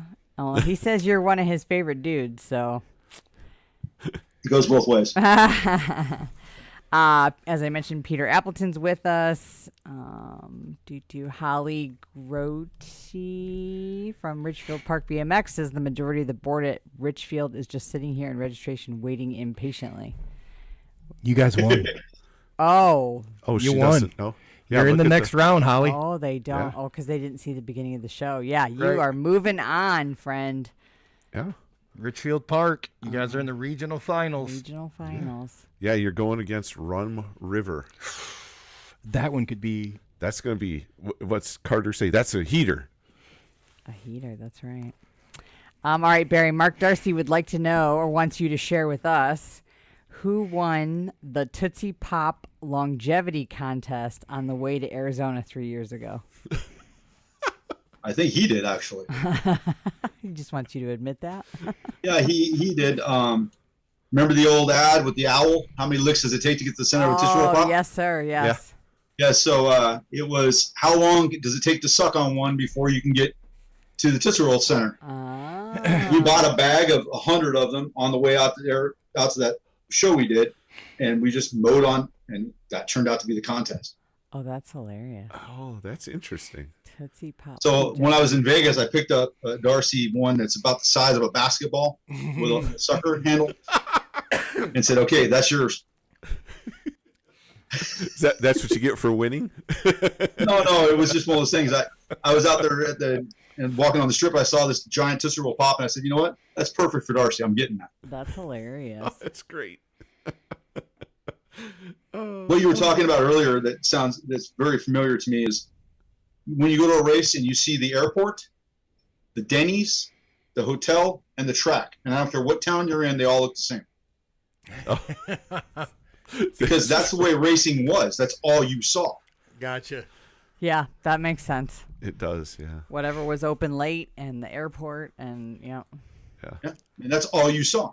Didn't matter where you went. Uh-huh. Was it Denny's or a Waffle House? Depending on what coast, or when you're on GT, it wasn't Waffle House. It was actually Cracker Barrel. Cracker Yep. Barrel. Yep. Yep. Whatever's going to be open late. Now, TC was very big on Cracker Barrel. That's so funny. that's awesome. Oh, Holly says yes. Oh shit, it's on now. Oh, Robert's reminding me that RV guy is him. All right, the last one I think I haven't mentioned yet is over on YouTube. Nick or Miston 8411 says, "Hey Barry," and then my last question is from David Miller. He says, "Do you sell your F&F to bike shops?" F&F. I haven't. Frame and forks. Yeah, I was going to say it's a frame and fork, but he doesn't do forks. I do frames, and yes, I've sold them to shops. Okay. Fullerton used to carry them out here, but there hasn't been that big of a call for it since the track closed. That makes sense. Well, thanks for tuning in. If anybody's got a couple questions or anything else to share, go ahead and put them in the chart. We appreciate you. Yeah. Chat, not chart. Good Lord, I think I'm still Chart working. chat. Whatever. You can chart the chat if you really You wanted can to. chart the chat, yes. Oh, That yeah, would be interesting. Chart the chat. My. Melissa's coming up with new things. Yeah, I'm going with the flow. Right on. I'll just point it downhill. It's easier that way. I have heard that. Yeah. I've heard that. That's how I started riding. That's right. Just roll it on out. Yeah. Dead serious. I was at a family function when I was 3. I pointed a bike downhill and jumped on it. Ah, Wow. that's great. Are people commenting what they eat at Cracker Barrel? Is that what Ryan put in there? Hash brown casserole? I'm not sure what that is. No, I wouldn't be surprised. It's got a following, man. That place is just one of those things. It does. That and that pig game. Oh, that damn thing. Yeah, I can look up on I've how never to, been a I genius. can look up and how to win on that thing and still mess it up. You know. If you don't, you don't. Nope. That's funny. Yeah, I guess. Yeah, put in the chat. What's your favorite thing to eat at Yeah. Cracker Barrel? I'm sorry to throw it that way, guys, but that's just kind of how it goes when you go on this factory. Mhm. Yeah. Or if you wind up on tour and the only place your driver stops at is McDonald's drive-thrus because it's the quickest. Yeah. Oh, yeah. Easiest For in. 6 weeks, that's all you eat. Oof. Easiest in and out. I mean, yeah, it Well, that sure was is. that was back then. Basically, there wasn't that many fast food places. So you drive on the freeway, you get off at McDonald's, you eat McDonald's, you keep going again. True. Yikes. Made your way through the menu a couple times and then some, huh? And then some, yeah. Oof. Or the best thing about doing those tours back then is you get to ride all the local spots during the week. Yeah. That Was like the wildest thing when it was Schwinn came through town, like around that era we were talking about earlier in the like 2000s. early 2000s. Yeah, and we were at these trails out in Owasso, and with famously made famous by John Tomac, we're out riding, and they just rolled up because midweek they did a bike show somewhere. They just asked around where to go ride, and they ended up out at Roseveare. Wow. Yeah. Isn't that cool? It was real cool. Because See, that was the funnest part about racing throughout the years is just going to some of these new spots. Their trails, they've made them for a long time. You just roll in and ride them. mm-hmm. And that was, no matter what it was in the magazine, you could find it, right? So if somebody had done a photo shoot there, you could go find that. And the group of friends I had back in the day, we did just that every week. So if Wendy did a photo shoot at someplace and they showed a hot shot from there, we'd go find that trail and ride that. Oh yeah. Yeah. What's the one out? Is it Sheep Hills? Was that a big Been one? there since it was one jump. That is on the bucket list when we get out there. Is it? Dude, I used to have. Crash pads. Yeah, I used to. There's nothing there you can roll through. Yeah. Back when that's where they just go do photo shoots for so many years, and Yeah. man, I'd cut every picture out and I'd pin it up to a wall or tape it up to a wall, because I still Yeah. gonna get there. When I first went there in '84, it wasn't even called Sheep Hills, but there was one jump. And then in '90, they started building a little bit. Mm-hmm. And there was one jump and then another jump. And then, well, how far do we need to make landings? So you'd start back and go, okay, how far do you land? Okay, that's where you put the landing ramp after you got the lip built. And that's kind of how it blew up from there. Wow. I think it was Dirty Deeds video. They had him out there riding, and I remember like maybe American Muscle or something with Schwinn, one of those like older ones. And it was the first time seeing a rhythm pack of jumps, not just small little through them. Blew our minds. We're like, what? So that was the 8-pack or the 10-pack? I think it was the 8-pack. I do. Yeah. I think it was. And we were just out here in Midwest, Michigan. We're like, what was that? There's more than I'll one. tell you right now, that was fun. That was a lot of fun to hit. Oh, they just, Oof. dude, Brian Foster's section, and I'm crisscrossing which videos, but he did a no-footer to a tabletop, and I probably wore that tape out like, man, I can't wait to get there. But those guys like Foster, both BF and AF, when they moved out here because of Sheep Hills. Yeah. And because of the local scene. Mm-hmm. We'd ride sheep until it was time to go to the track and then go to the track. Wow. That was every week. Yeah, Salami was If saying you weren't that. at a race, you were at the trails. Yep. Salami was telling me about, well, he still does when we chat on the phone. Like that he just rode there, ride the ramps at the house, then go to the racetrack. It's like, God, Back at the POW house, they had Yeah. ramps. Yeah. Yep, living the dream. We're all talking about the same people. Oh yeah. Yep. That's so cool, though. Did you, oh, I just keep did you saying ride that. sheep and clips? Yeah. You gangster. God damn. All right. Why? Well, even back like in the 90s, 2000s, like they still were, they weren't like these things. Dude, I was now, riding but- them when we were, let's see, 90, 95, 96. I was there all the time in clips. Wild. Wow. God, you saw like the whole foreign invasion happen too. Like you were riding during that time. I was there in the very forefront of it. I mean, they would come to Orange Wednesday, Friday, Sunday and try to beat the locals wherever they were from. Wow. Who was? That was just you name a top pro from Europe or a top amateur from Europe, they came to Orange. Who was it that you saw like in your time then? You were like, holy cow, that they're going to be somebody that, or there already were, but like who was that person you saw? Well, that's kind of a hard question for me because I was very, very lucky to be in the middle of everything. Yeah. I see Stu Thompson on a normal night. Oh, dude. Daryl Young would be there on a normal occasion. Tommy Brackens and I would ride together on a normal night. I mean, so it's very difficult for me to say who was, you know what I mean? Yeah. To me, it didn't matter who it was. Put your tire against the gate and try to beat me to the first turn.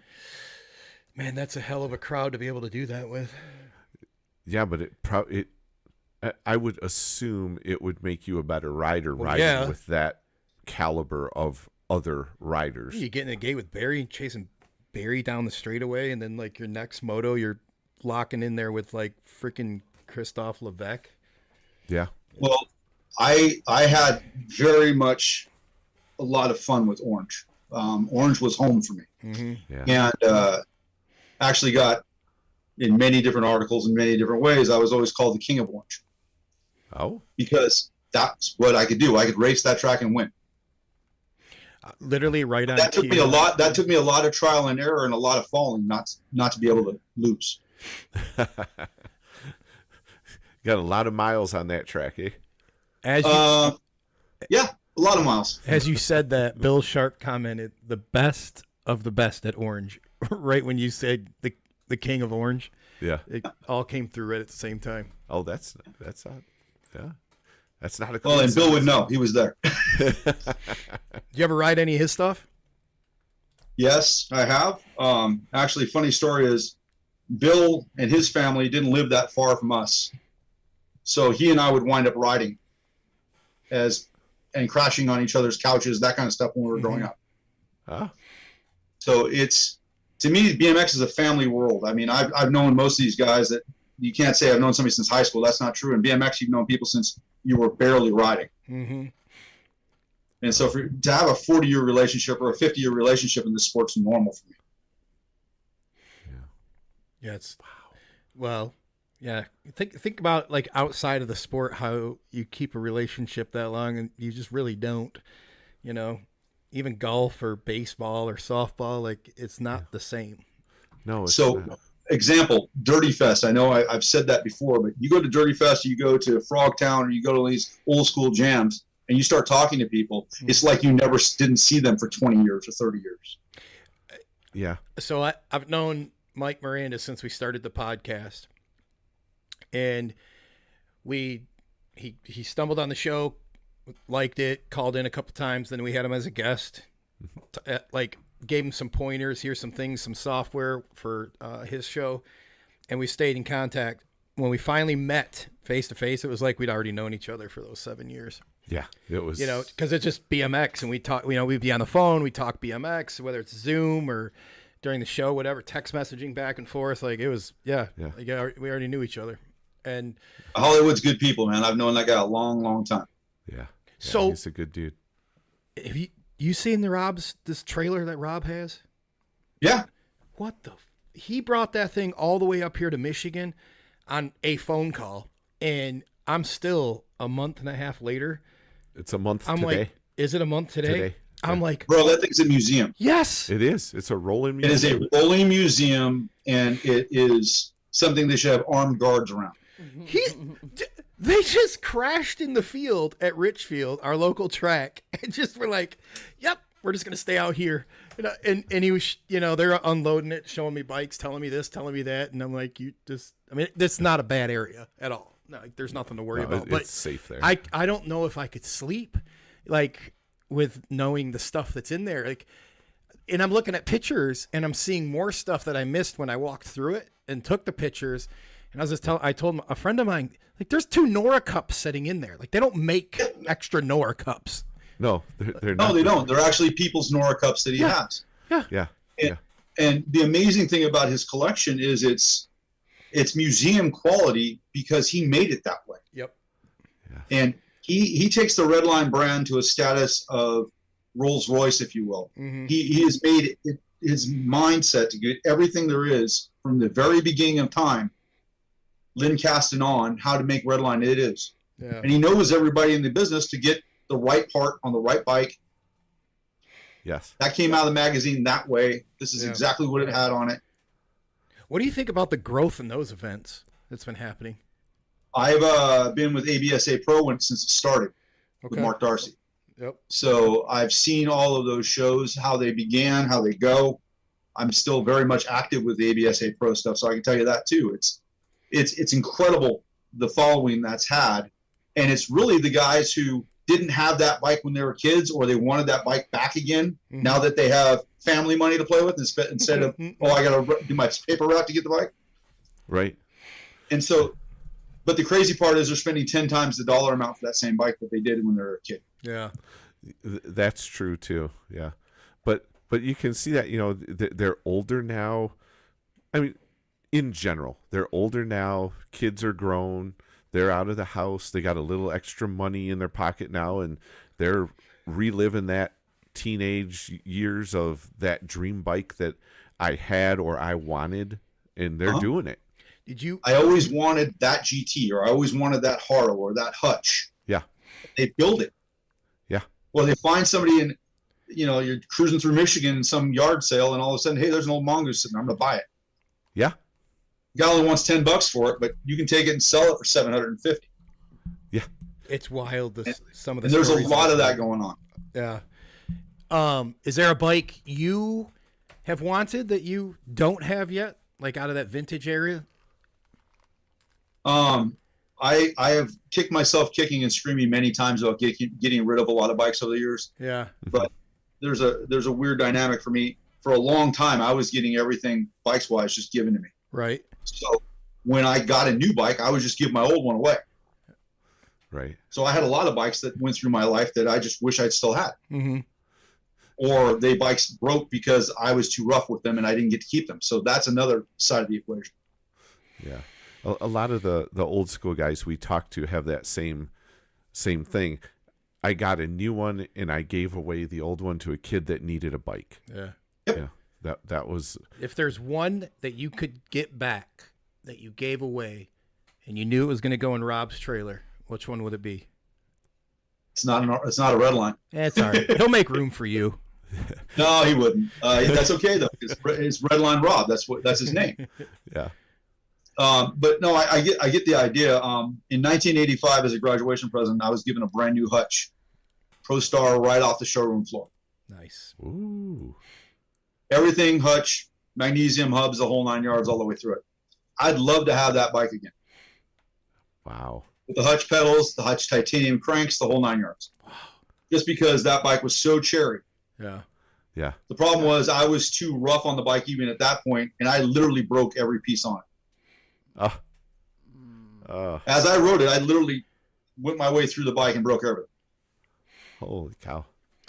That should be our chat question next week. Like if you could magically wave a wand, one bike, it'd be interesting to hear what There's one bike though. That's the hardest thing. Yeah. Only one. Like I had a unicorn, and then after I attended our first vintage show for me, and I was like, wait, maybe that's not the one I would want.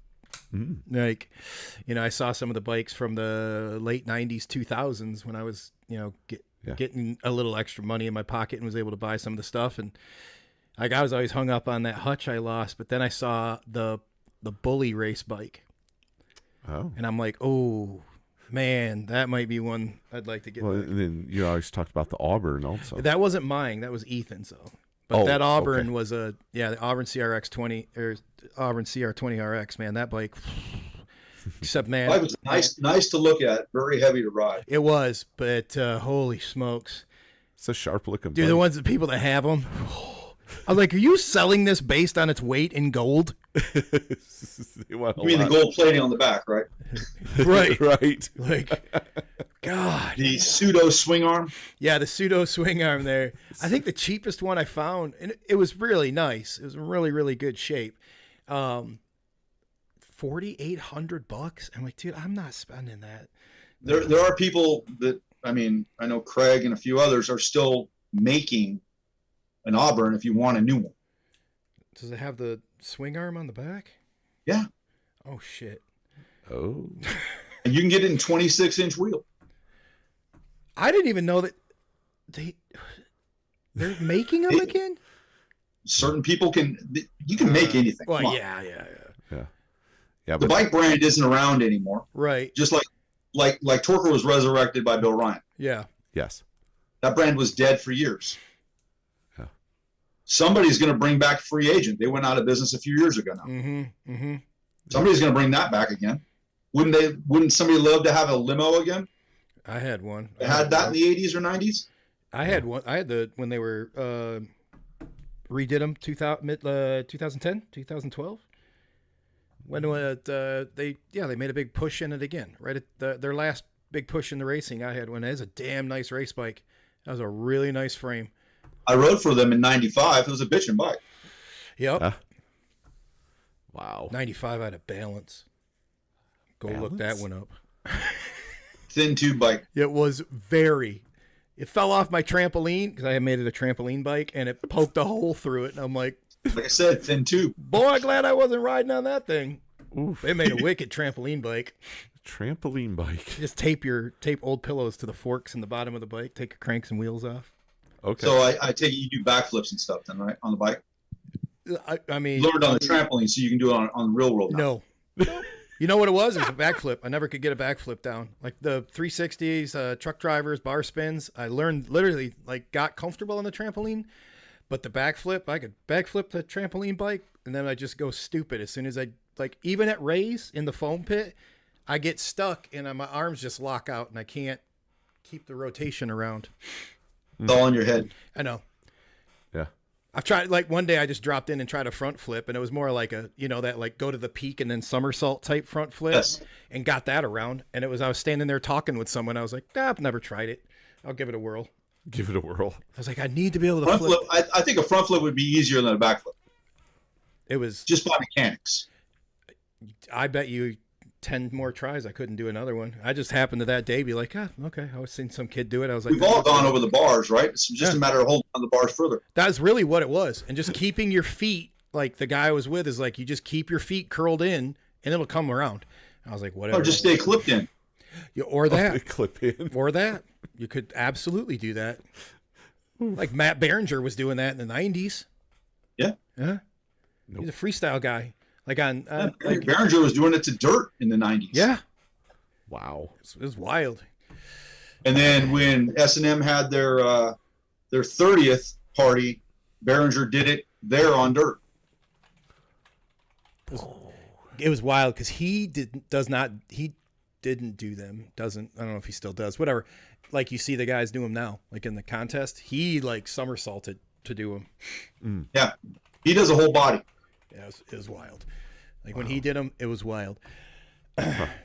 Well, I want to thank you for being on the show. We have a little bit of trivia, though, that you can't answer. That Melissa's going to do some trivia here, and it's brought to you by our good friends over at Krupp and Carter. You guys are looking for the fresh drip.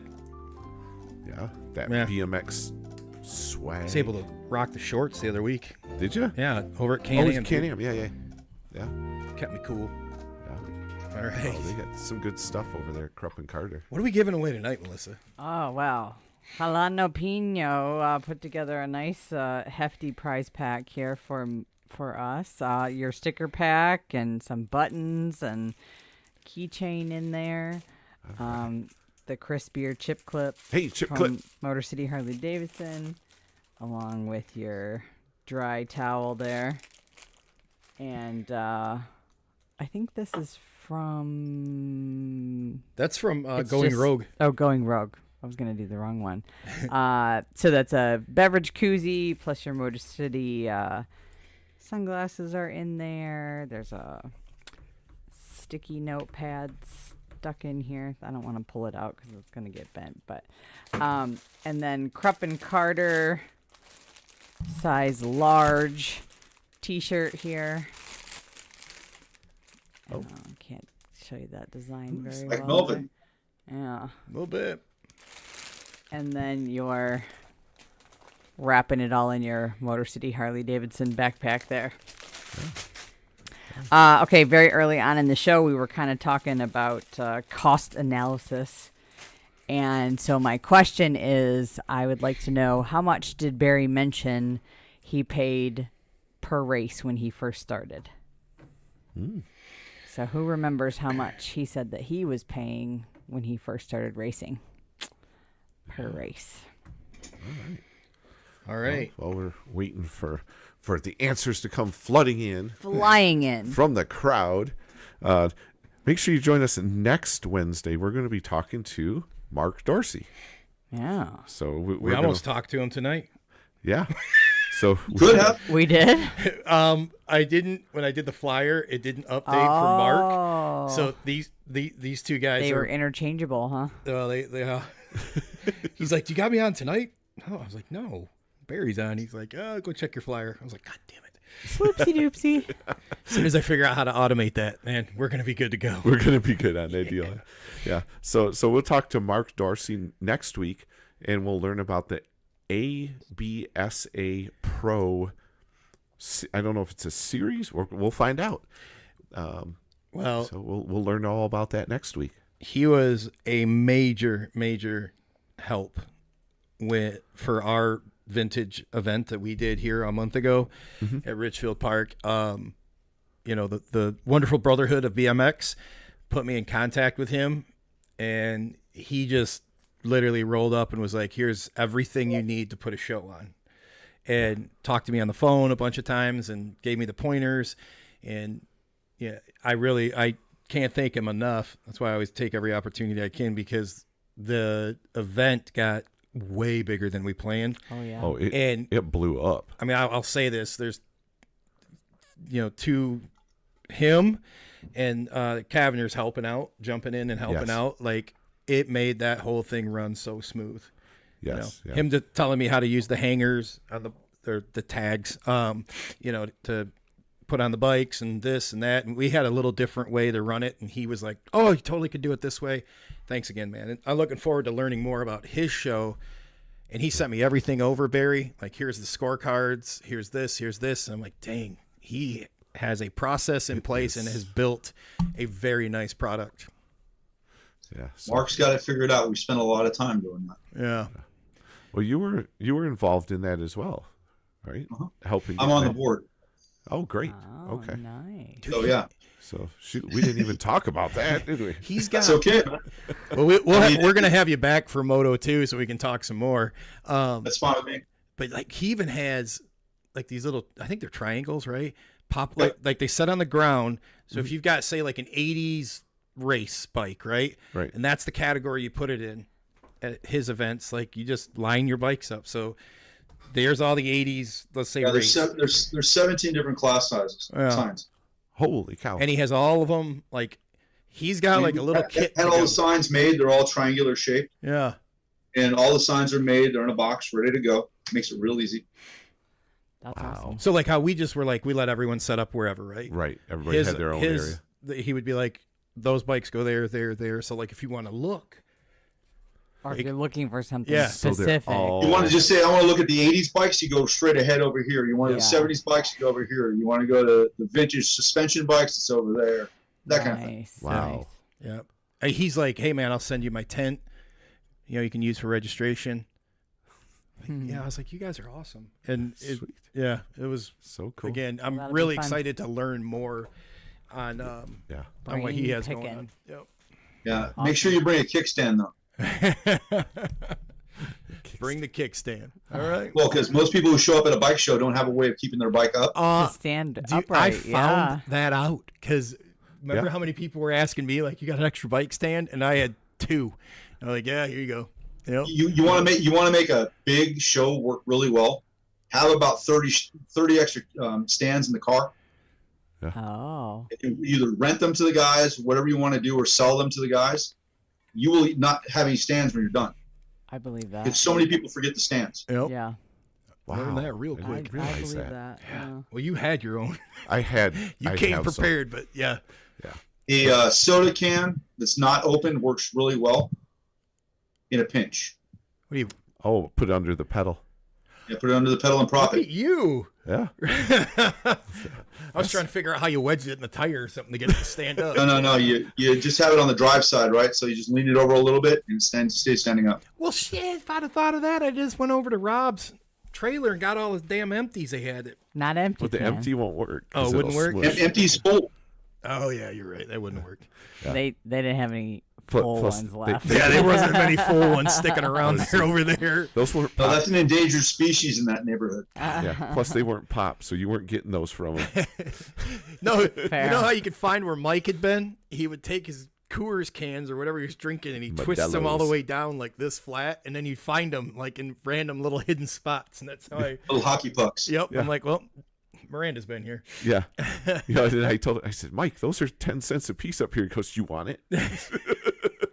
Dude, I said, there was a kid that was out there that did very well that weekend. oh, yeah. Yeah. Yeah. I mean, even the we people have that a- brought their bikes, they just had a few beers and sat around and talked about BMX, man. It was cool. Yeah. I like that vibe. Yeah. Like I said, the conversation never changes. No. Just the venue. Right. What got me is I walked out of our tent that we had where we kind of did the registration, and immediately to my right was like the holy grail for me. And it was like the late 90s and 2000s. Dude had, I think, 7 or 8 bikes. Yeah. And that was all the era of me. And I stopped and I was like, oh my. And then right then and there, I'm like, now I know why everyone likes going to these. Because at that point, like, I didn't ride in the 80s.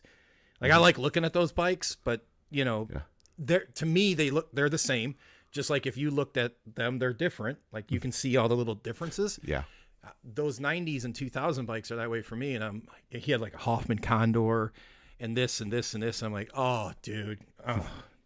Yeah, it was. You need to come out to a West Coast show. We have a few guys. There's one guy from Vegas that literally has 30 bikes in his canopy that he brings out. They're all 90s. They're all brand new. I'm in. Wow. And that was the other part is the like Casey's display. Obviously, Rob kind of the holy grail, but Yeah. the other people have like displays that they bring and set with these bikes, and that's really cool. We had one fella showed up. He had some of the scooters from back in the 80s with the mag wheels. Mongoose. Yeah, on mirrors. Yep. Yeah, that was wild. Yeah, we have people bring mirrors. We have people bring carpet. We have people who bring mannequins. Oh, to display uniforms and that type of thing. Play the uniform with it. We've had people bring out their own standees to show the picture of the bike that was in the magazine, so they can say this is what it looked like then. I mean, Yeah, there was a couple There was of a- those. Well, he's not a kid anymore. The announcer, Johnny McDermott, John he had McDermott. his bike. So he was at like 13, 14. He's the same age as Donnie Robinson, and it was the year the Worlds were in Louisville, and he had the BMX Today or whatever the publication was back then, and he had it open, and he's in it racing, and it's like an expert frame or something that he was racing then because he was younger, and he had that there at the show, and he had exactly that. He had the trophy from the Worlds that year, the little magazine layout. And then he shoot, I missed painstakingly chased down the bike and built it. Wow. Yeah, that was what was really, it was really cool. And all that was like the first time for me to experience it. So I'm hooked. Greg Romero has that set up for all of his bikes that he won titles with. He has 4 bikes. They're all in prime condition. Uh-huh. Oh wow. And he did the same thing. They're all identical to the way he raced them then. That's cool. Yeah, We that got is to get cool. out to it. That's like that Spoke Fest that's coming up, or Rob's one he's got at the house, or I mean, now there's just a bunch of them. Yeah, there is. They just did the one in Texas. Yeah, that's when Rob's place house was yeah. last weekend, and then It was almost 200 bikes. Jesus. Yeah, Frogtown's coming up. What, a couple Spoke Fest is coming up first. Okay. Yeah. And then Yeah, Frogtown got burnt out last year. Yeah. Yep. Yeah. So I think they're going to have it this year. Did we get a winner? I did. Ooh. Hey, we got all one. right. I did. Take it away. Yeah, shout out to KC BMX for the correct and first correct Kevin got answer. Yeah, and it. What was the answer, Barry? I don't know. $3. $3. $3. So, Casey, let me know where you want me to send it or donate it to a track or kind of how you want to handle this. But thank you for playing along. Lots of correct answers. Thank you guys for paying attention. Ryan got it right. Mark Darcy, David Dortona was right. Just not faster than Kevin. Yeah. You know what races were? I figured Darcy had to have it right because he was at the same track. Yeah, he did. I'm being corrected. Frogtown, then Spoke Folk. Yeah, it's Frogtown first. Yep. Okay. You know the races were at Richfield when I started? So how much? So it I cost? started in 95. Okay. Okay. Yeah. You're new. Yeah. They were $7. $7? And you said earlier they're 15 now. That's what my local trek is. They're 15. They barely doubled in. Oh God, that's a long time I've been riding. Well, So, 95, okay, so you 31 You years. started in 95. That's 30 years ago. I know, and it's just doubled. It's such a good deal. So I always tell people like, BMX is your best bang for your buck. Yeah. It's the cheapest wheeled sport there is. Yeah. It is. It's really Huh. in the picture in. And I don't care what wheeled sport you're talking about. It's Yeah. the cheapest wheeled sport. Because you said, hey, I want to go road bike racing. You're going to spend 10 grand on a road bike. That's on the low end. Yeah. I know. Yeah. Try a mountain bike. I did that this year. I mean, I traded for it. I'll stick to BMX. I'm better at it. It was fun though. But it was fun, right? Yeah. Well, yeah, you would like going able to see a different part, a different discipline of it, and see how they do it. Like, yeah, absolutely. I'd recommend that for anyone that can swing it. Yeah. How like I rode? Well, I don't wear spandex that well, but like gravel bike race, road bike, go try it. Yeah. It's Try everything with wheels. Yeah. Literally, try everything with wheels. Yeah. What was It's it? only gonna hurt you if you don't try it. Yeah. Yeah. No, it's always fun. I mean, Get a anything mountain bike is Do fun. that race with me this year. The mountain bike race? Yeah, come on, man. It's only Bro. 10 miles. How much is the mountain bike race? What's the entry fee? Melissa, what was it? $90? I have no idea. Yeah, it was You 90 paid bucks. for it. Yeah, $90. Sounds 90 right. bucks. $90 for a one moto event. Yeah, 10 miles of one moto. Yeah. See my point though? Yeah. That's Oh, the difference. Here's one thing though that I do like that they do very, very well is your Oh, beer. oh God, do they ever See? like I walked in and I'm like, holy shit, there's 3 different beers in here sponsoring this sport. Yeah, exactly. But no, is there like the way when you sign up and you register and then you go pick your packet up, right? I was like, ooh, what a brilliant way. Like, so you don't have transponders traditionally like we do. Your transponders and your number plate, Your number plate, right? but they make you pick it up. So then they can turn around to the vendors and be like, look, we got all these people coming here to pick this up. Give us some money and set your stuff up here, and they do. And then you walk in and it's like grands, right? Like you got vendor row after vendor row, beer, vendor, beer, vendor, beer, and it's everything from cable companies to water to tool companies. And so not shoes. even bike related. Some of them. No, because they know that like there's that many people coming. Right. So There's also chiropractors, massage people, you name it, they're there too. Going, hey, if you fall after the race, we'll hook you up. and you pick your little packet up, and this is where I'm like, they got it. Pick your little packet up. It's got some stickers, and you get your number plate, and you're like, oh, I feel like I got a pretty good value. Like, it's still fucking $90. Well, it's just like what a national cost, Yeah. and it's just a Yeah, cool but experience. You look at the number plate, some of them, and the ones out here actually, because I did used to run a series out here. The number plate actually has the transponder built. That's how it was. It's on the back, so you don't need the ABA rental. No, it's which is wild because you one and done, and you download an app. Like I downloaded an app and it would keep track of where I was on the track, and people could like send you messages through the app and stuff. Hurry, hurry, hurry! Yep, pedal. I was doing great until it fell off my handlebars. I didn't buy the right kind of bracket or mount. Whatever, man. First time, and I'm glad I tried it because I had a great time. Good stories. Yeah. Yeah. Well, another thing you need to try is go to a place where you can rent a downhill bike. We take the chairlift to the top and go down. We what was that? Which one did we? A few years back up in northern Michigan, we went over and did an alpine ride, and we walked by. I didn't realize they rented bikes over there. It's Traverse City. I think Boyne Mountain. Boyne Mountain. I didn't realize they did, but I was like, yeah, I'll come back for that for sure at some point because that just we do that all the local mountains around here. Yeah. You rent the bikes there because you don't want to ruin your own bike. Mm-hmm. And for $200, you can beat somebody else's bike to death that's brand new, and then hand it back to them, and it's worked. Have a nice day. Yeah, right.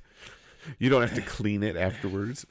You don't have to have the wheels true. You don't have to buy new tires, new brakes, whatever the case may be. Yeah. And if you buy the $50 insurance packet, you can rip the derailleurs off of it and give it back to them. They're fine. Barry, I want to say thanks again for joining us this evening. Awesome. It's been a great time, and we're going to toss it over to you for you to take the screen and shout out anybody you want to shout out, thank anyone you want to thank. And we want to thank everyone that joined us this evening. Thanks so much. We appreciate it. Here you go. Well, thanks for having me on the show. I really do appreciate it. It's nice to be able to talk about BMX again. I'd also like to thank everybody who's supported me in my career along the way. Thank you. The guys out here in California know who they are. The Buckle Brigade, shout out to them. Darcy has been a very great person as far as the bike show is concerned. Bill Ryan's been a long-term friend. All these people you mentioned are people I've known for a very long time. I'm very blessed with that. So thank you, and peace out to the BMX world. All right. Thanks again. You guys don't forget this Saturday, we're going to do a special show, 9:30. We'll be announcing the Final Four. Final Four. Yeah. So hopefully, I'm going to try to get it lined up to where I'm going to get the contacts of all 8 tracks that are in there. Mm-hmm. So when we get to the Final Four, we can have them do a call-in, talk shit on each other. Okay. Yeah. Oh, on Saturday? Yeah. That'd be great. Yep. That'll be really cool. Yeah, so remember that, you guys. The voting only goes till Saturday for this round. Eastern. Yep. So not Tuesday like the other 2 rounds. So get your votes in now. Do it early. Link's already shared. It's on an automated post, and then I shared it earlier in the chat. Okay. But yeah, it's already on our page. Yeah. I was the guinea pig. I'm already voted. So yeah. That's cheating. No, I was the guinea pig to make Stacking sure the everything deck. worked before we put it out live. I had to make sure I had the thing built right. Yeah. So it worked. Yeah. So I got my votes in. But Okay. Yeah. So again, Barry, it's been a lot of fun. We can't wait to talk to you next time. It'll be great. Everybody else, thank you again for hanging out with us. Next Wednesday, we're going to have Mark Darcy on, and we're going to learn about the ABSA Pro events, bike shows. So, and a whole lot more, because Mark's got all kinds of stories as well. So we'll be doing that. Everybody, thanks again for hanging out with us tonight. We'll see you next Wednesday. God bless you, and have a great week.